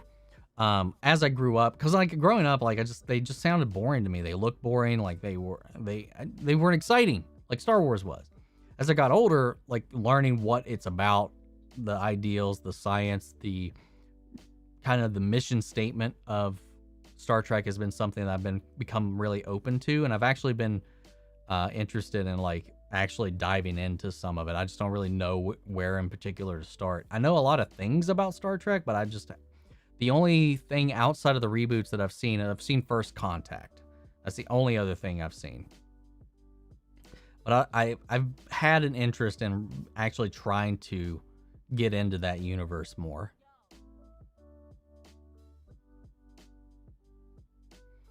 I hope that they keep making Spider-Man movies in the MCU. I would love for them to make a good Rhino instead of that weird machine Rhino.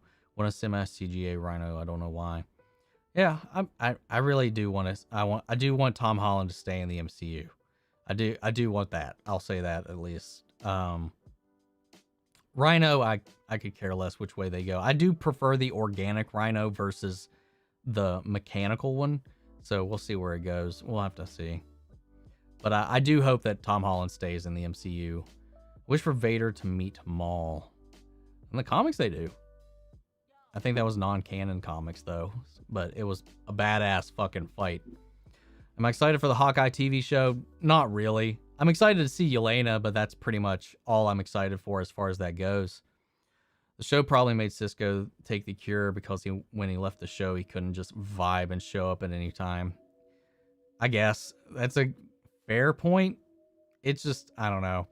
I was really hoping, and this was something that Married to the Real brought up. I think it was Trey had mentioned this because I was watching their reaction to his goodbye episode. Was that he thought his powers was gone? Because they never talked about what happened after Crisis when the Monitor gave him his powers back.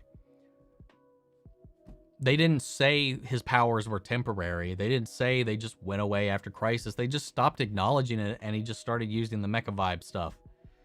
So, like, or unless he just, after Crisis, took the cure again. Which is, again, fucking stupid to me. I just can't fathom that at all, because it doesn't help or hurt anything. Like, having those powers doesn't take away from his life at all. Like, I thought it would have been a great moment, like, when they were leaving, and I completely attribute this to Married to the Real. As if when he was leaving Team Flash, if he had this apprehension at all that they might not be okay in the end if he leaves, like, but if he got, like, he touches something and he just, you have the sound effect or something, maybe we don't even see it, but that we see that he vibes that Team Flash is going to be okay. Like, him moving on, him going to Argus, everything isn't going to hurt Team Flash. Like, they will be fine without him. Like, giving him, like, a sense of, like, closure and acceptance and alleviating any of his concerns so that he can move on peacefully. I think that would have been a beautiful way to go out, and just kind of leave it open for him to have his powers if they wanted to have him in a crossover sometime down the road. That would have been a great way to do it. Alas, they didn't do it at all, but it's whatever. I liked his goodbye episode all the same. Did I like Jeepers Creepers movies? I like the first one. I saw the second one, but I don't remember much about it. I really like the first one. The second one, know nothing about. I can't remember it at all, and I never saw any of the ones that came out after that. I'm really excited to see what they do with Joe Bishop and what role he should play. The villain is going to be awesome, just a psychopath with clown makeup. And I guess Yelena. Yeah, I don't know who the villain is. I haven't heard who the actual villain is for Hawkeye. Some people do gaslight in real life. I didn't have an issue with that aspect of Ultraviolet. It's just a excuse for Allegra to be written off. I'll take it. Yeah, I just don't think it is. I think it might be, it's just an excuse for them to have a conflict within the group with Allegra is what I think. Somebody was saying in the comments, and I don't know if it's true, because that Allegra is a villain in the comics, so this might be her villain turn. I don't know. I just didn't like it. I just thought it was dumb. Again, all of her stuff has been horribly written. The dialogue, the character motivations for her and for Esperanza, it's just not been great. Like, I can't get on board with any of it. Plus, neither of them, at least in this show, I don't know if they've been on anything else. In this show, they are not good actors at all. Like, I can't buy into anything about the performance, the writing, or their characterization, or the characters themselves. So, like, maybe I'm just harsher on it. But I know there is some realism to that, but it just makes it even more stupid and contrived for conflict.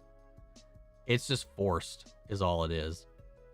Did I watch Black Widow in theaters? I did. I'm glad I did, because it was an awesome experience. We got to go to the AMC to watch Black Widow. We missed the day we were supposed to go. Okay, Thursday. We got to go yesterday, but then my hot dog fell behind the seat at the Black Widow premiere. That sucks. Damn. Do the current Arrowverse characters have memories of two different Earths? Yes. Well, no. Yes. The Paragons only have their memories of before. Like the old Earth. The Paragons only remember the old Earth.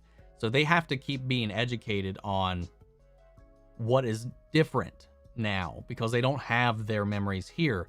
The people that were recreated into this world have both memories because when John wakes them up with his Martian ring, they have lived this life in this new universe, so they have all those memories, and then he gives them the memories from the world that no longer exists. So, as far as they've explained it, the Paragons only have memories of the old Earth, and everybody else has 2 sets of memories, pretty much. As long as John has hit them with the ring. That's been the case so far. I wish for 3 Miles Morales characters in Tobey and Andrew Garfield universes. That's a heavy wish. I think right now, I think we got to be content with just getting 1 at this point. Have you watched How I Met Your Mother? I have. I've watched it a couple times all the way through. I really like that show. And I know they're making a sequel series or something like spinoff series, How I Met Your Father, and I'm kind of up in the air as to who it's actually about or following. I'll try a different actress when the mask was off. She looked so completely in the eyes. I'm pretty sure it's the same actress, but I could be wrong. If I could only choose one, Kingdom Hearts or Final Fantasy, Kingdom Hearts. Sorry, Kingdom Hearts. Kingdom Hearts is my favorite game franchise, hands down. Even though Arrow's over, I would like for Arrowverse to have Arsenal and Speedy and Legends of the Flash. Yeah. Roy Harper is one of my favorite characters in Arrow, and especially Speedy. Even though I didn't like Thea in the beginning, I think she had like a strong arc throughout the show, and I really liked her in the end. Also, she's the voice of Aqua, one of my anime video game waifus in Kingdom Hearts. Willa Holland. Why is Superman surprised when Lois says they have 2 sons then? He wasn't a Paragon.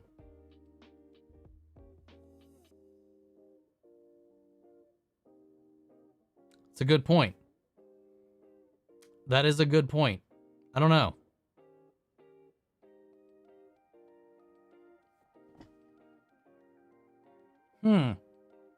I don't have an answer for that one.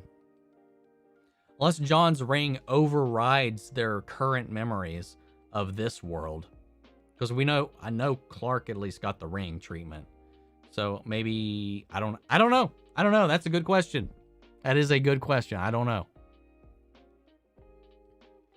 They seem like Superman in Arrowverse doesn't remember the old universe where his son was only 1 year old. No, because then you have that line that just Joseph just brought up. Not Joseph, I already just brought up about him not even realizing they had 2 sons. Felicity or Earth 1 Laurel? Felicity. I liked Earth 1 Laurel, as an ex and a friend of Oliver. Honestly, if they had written her better and built her up more, I would have been perfectly fine with them just getting back together in the end. Felicity just kind of had a weird shtick after a while, and it did kind of get old, but I bought their chemistry more. I don't know, it was weird.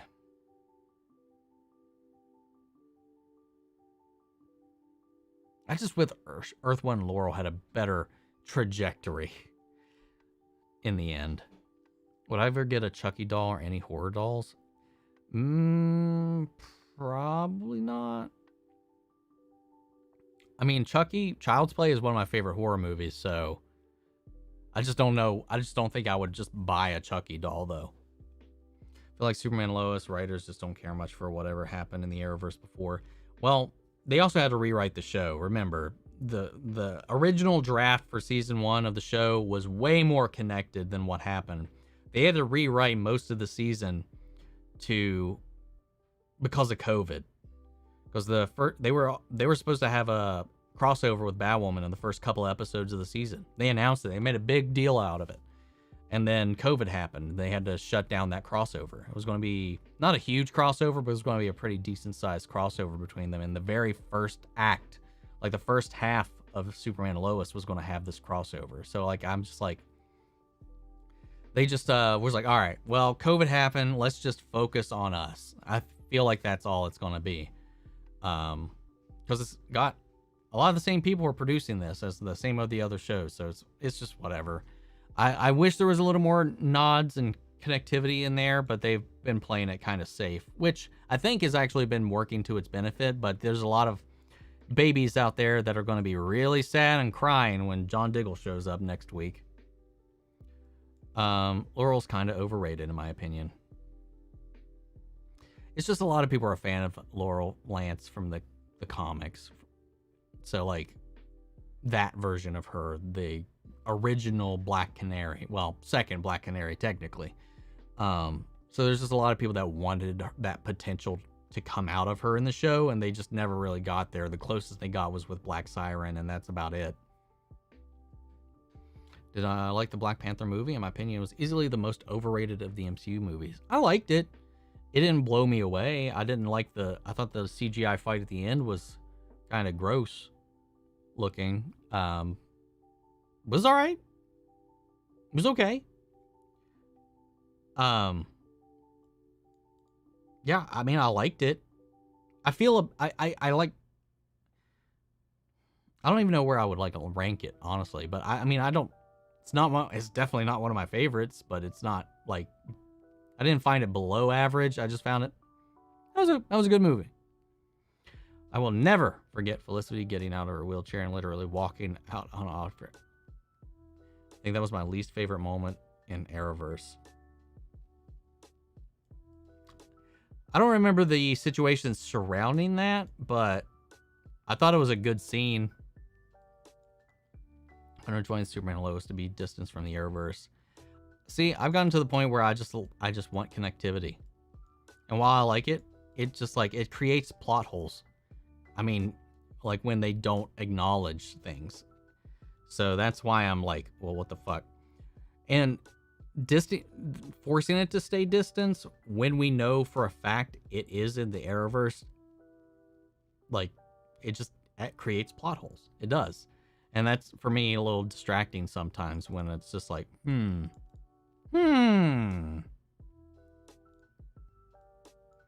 I'm thinking about that most of the time. If this was an Elseworld, if this was another Earth altogether and that was established, hell yeah. But the fact that we know it's in the Arrowverse and it's been this distance, it's kind of like, for me, it's blindingly apparent that some things don't 100% add up. So like it's one of the distractions that I have when I'm watching the show. I was like, well, you can do this. Well, you can do that. Well, there's this, or there's that. And I was like, I like Freddy vs. Jason. I did. I thought it was a lot of fun. Stupid as fuck, but it was a fun movie. I really liked Freddy vs. Jason. Still disappointed we never got a sequel. If would I like to see another killer versus killer? I would love to see Michael Myers face off against maybe Jason. I think that would be a fun one. Michael Myers is my favorite horror movie slasher. What's up, hon? I know I think I'm overrunning my time here. They still need to give Laurel the blonde hair. Even in the comics, isn't it dyed blonde? And a wig? Like her natural hair color, I don't think is blonde, even in the comics. Do you think there will ever be a Batman in the Arrowverse? Well, we've seen Bruce Wayne, not the real one, but we've seen Bruce Wayne. We know he's around. We've seen the suit. But Bruce is still MIA, and I hope we see the real Bruce someday, but I don't know if and when that's going to happen. I feel like no matter what person you ask, they dislike at least one of the female characters on Arrow at one point. Yeah. I mean, I feel like that's with a lot of characters. You get introduced with them. Sometimes you don't like them in the beginning, and they grow over time, and you dig it. I liked Laurel from the get-go. I liked Laurel from, like, I thought that was a good dynamic between them. I like Felicity from the get-go, and then there's like some moments where it's just like, okay, why are we doing that? But then again, I felt like that about a lot of the characters, like Renee, I felt like that about. Definitely Evelyn. Fucking gosh. Rory, I felt that way about. Like it's not exclusive to the female characters for me. Like there's been plenty of times where I've disliked everybody on the show at one point or another. I think the only person I've never disliked on the show was Diggle and Oliver. What has been my favorite part of the Marvel shows this year? Or my favorite Marvel show this year? So far, man, Loki. Loki's come up on top now. It was WandaVision, but it's easily Loki at the moment, at least. I might just be riding that high, but I'm really, really loving Loki from all the Marvel shows that we've gotten. Watched Ant-Man yesterday for the first time. Love the movie. Curious how Quantumania will turn out. Me too, man. Would you rather have Flash powers or Aquaman powers? Flash. Super speed for practical reasons. Like, it would just make life so much easier. This changes nothing, Haas. Exactly. Crazy idea, but in the DC universe, magic created the Purgatory and the Beast Eliath. What? Crazy idea created the Purgatory and the Beast Eliath got caught in their own creation of this Purgatory.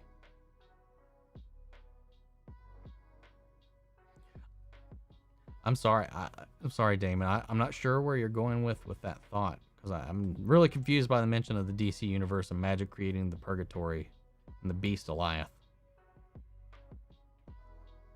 Because that's Marvel and it's not Purgatory. It's the end of time. So like, I'm just confused with that statement. I'm sorry. Do you like having Marvel shows more than the movies? Say this because it feels like it gives more time to develop the characters in TV shows versus the movies. Honestly, I feel like I don't know. I really don't I don't know what I would.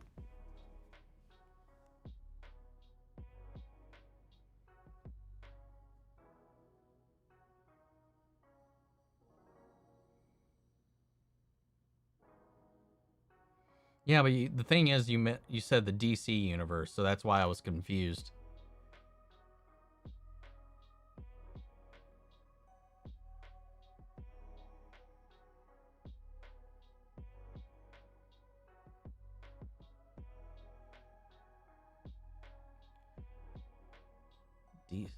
DC that we now know Disney has the rights to? Disney doesn't have the rights to DC.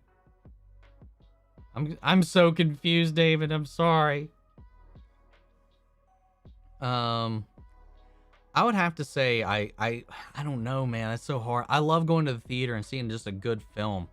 And sometimes, yeah, some things can feel a little rushed, but I feel like that's a more fun experience. But I do like the long form storytelling, but I think that's why they keep it for some smaller things. And bringing everything together for, like, I feel like there's like a natural symbiotic way to feel it out. Because there are limitations going to the show schematic that they can't really do without doing like a blow up movie. So I don't know. I honestly, I'm not sure which one I actually prefer right now.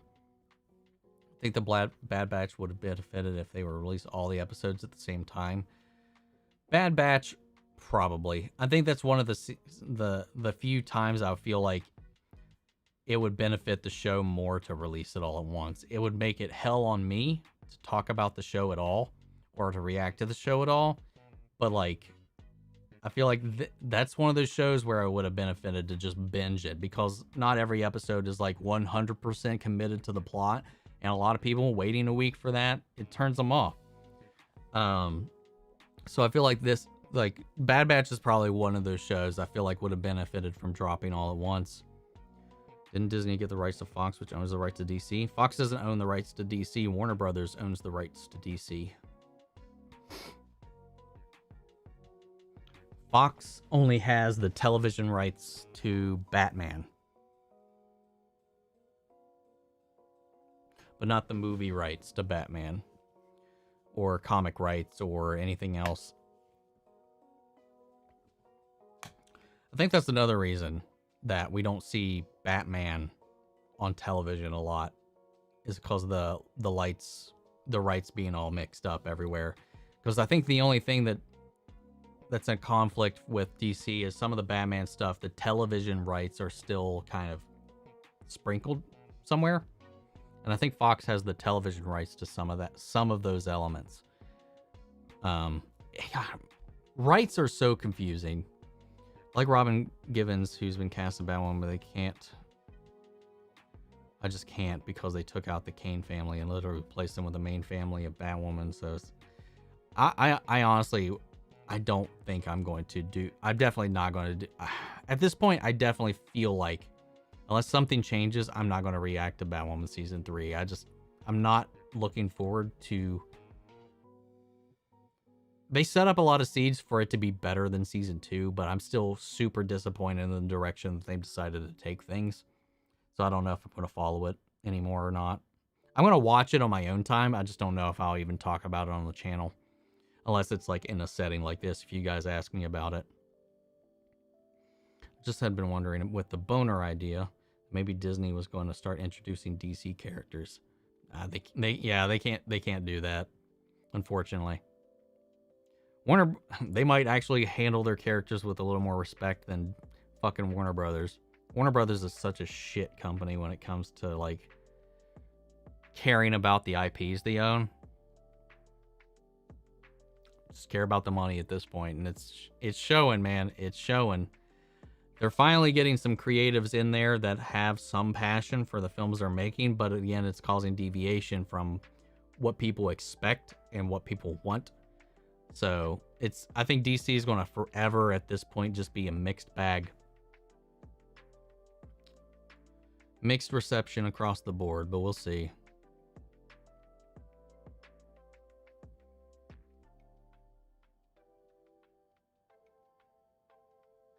What are some cameo predictions for the Flash movie?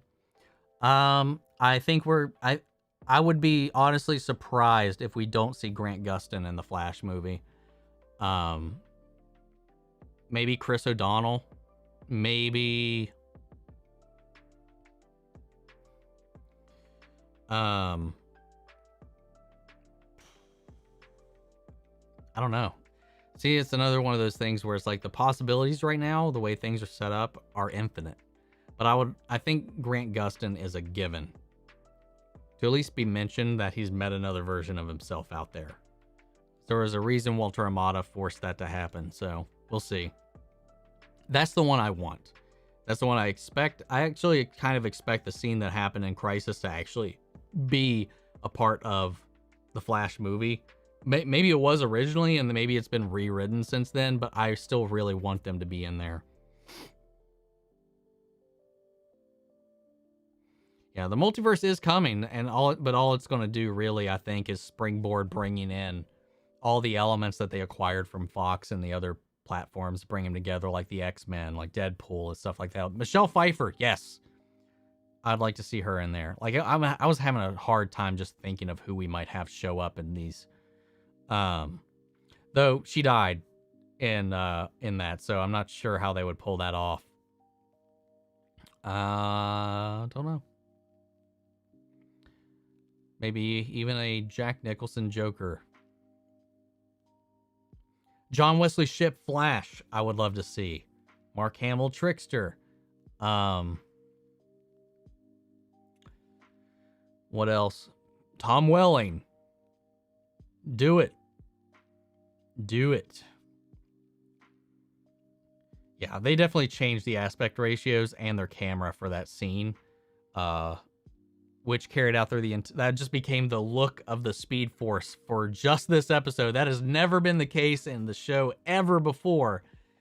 But in that episode, they changed the aspect ratio to a cinematic aspect ratio, changed the camera completely, the camera quality completely, and upped the budget for that episode, for that scene specifically. There's all a reason to it. And that was all done like after the fact, after they were done shooting, after they were done planning, after they were done scripting. That was all done at the behest of Walter Amada, the head of DC Film. So there's got to be a reason they did that. Yeah, and they will have to rewrite or acknowledge why Victor is not mentioned in it again. Which again, I'm still sad that all that kind of played out the way it did. I can imagine Cameron Monaghan returns the Joker on Batwoman. That'd be interesting. So with Marvel and DC, they do not live in the same universe.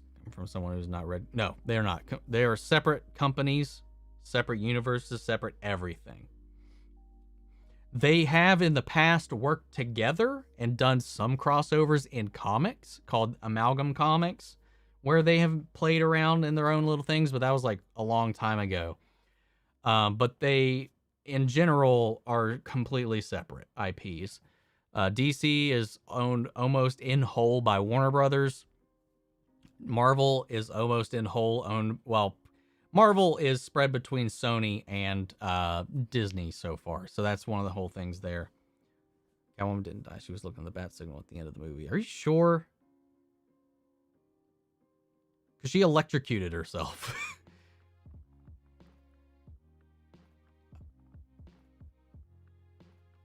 When she killed, what's-his-face?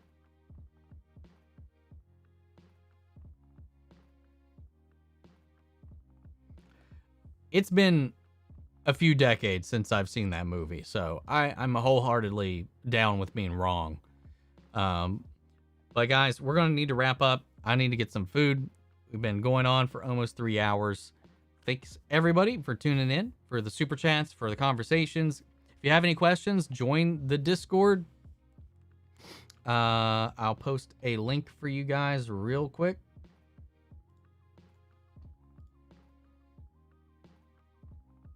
If I can find it.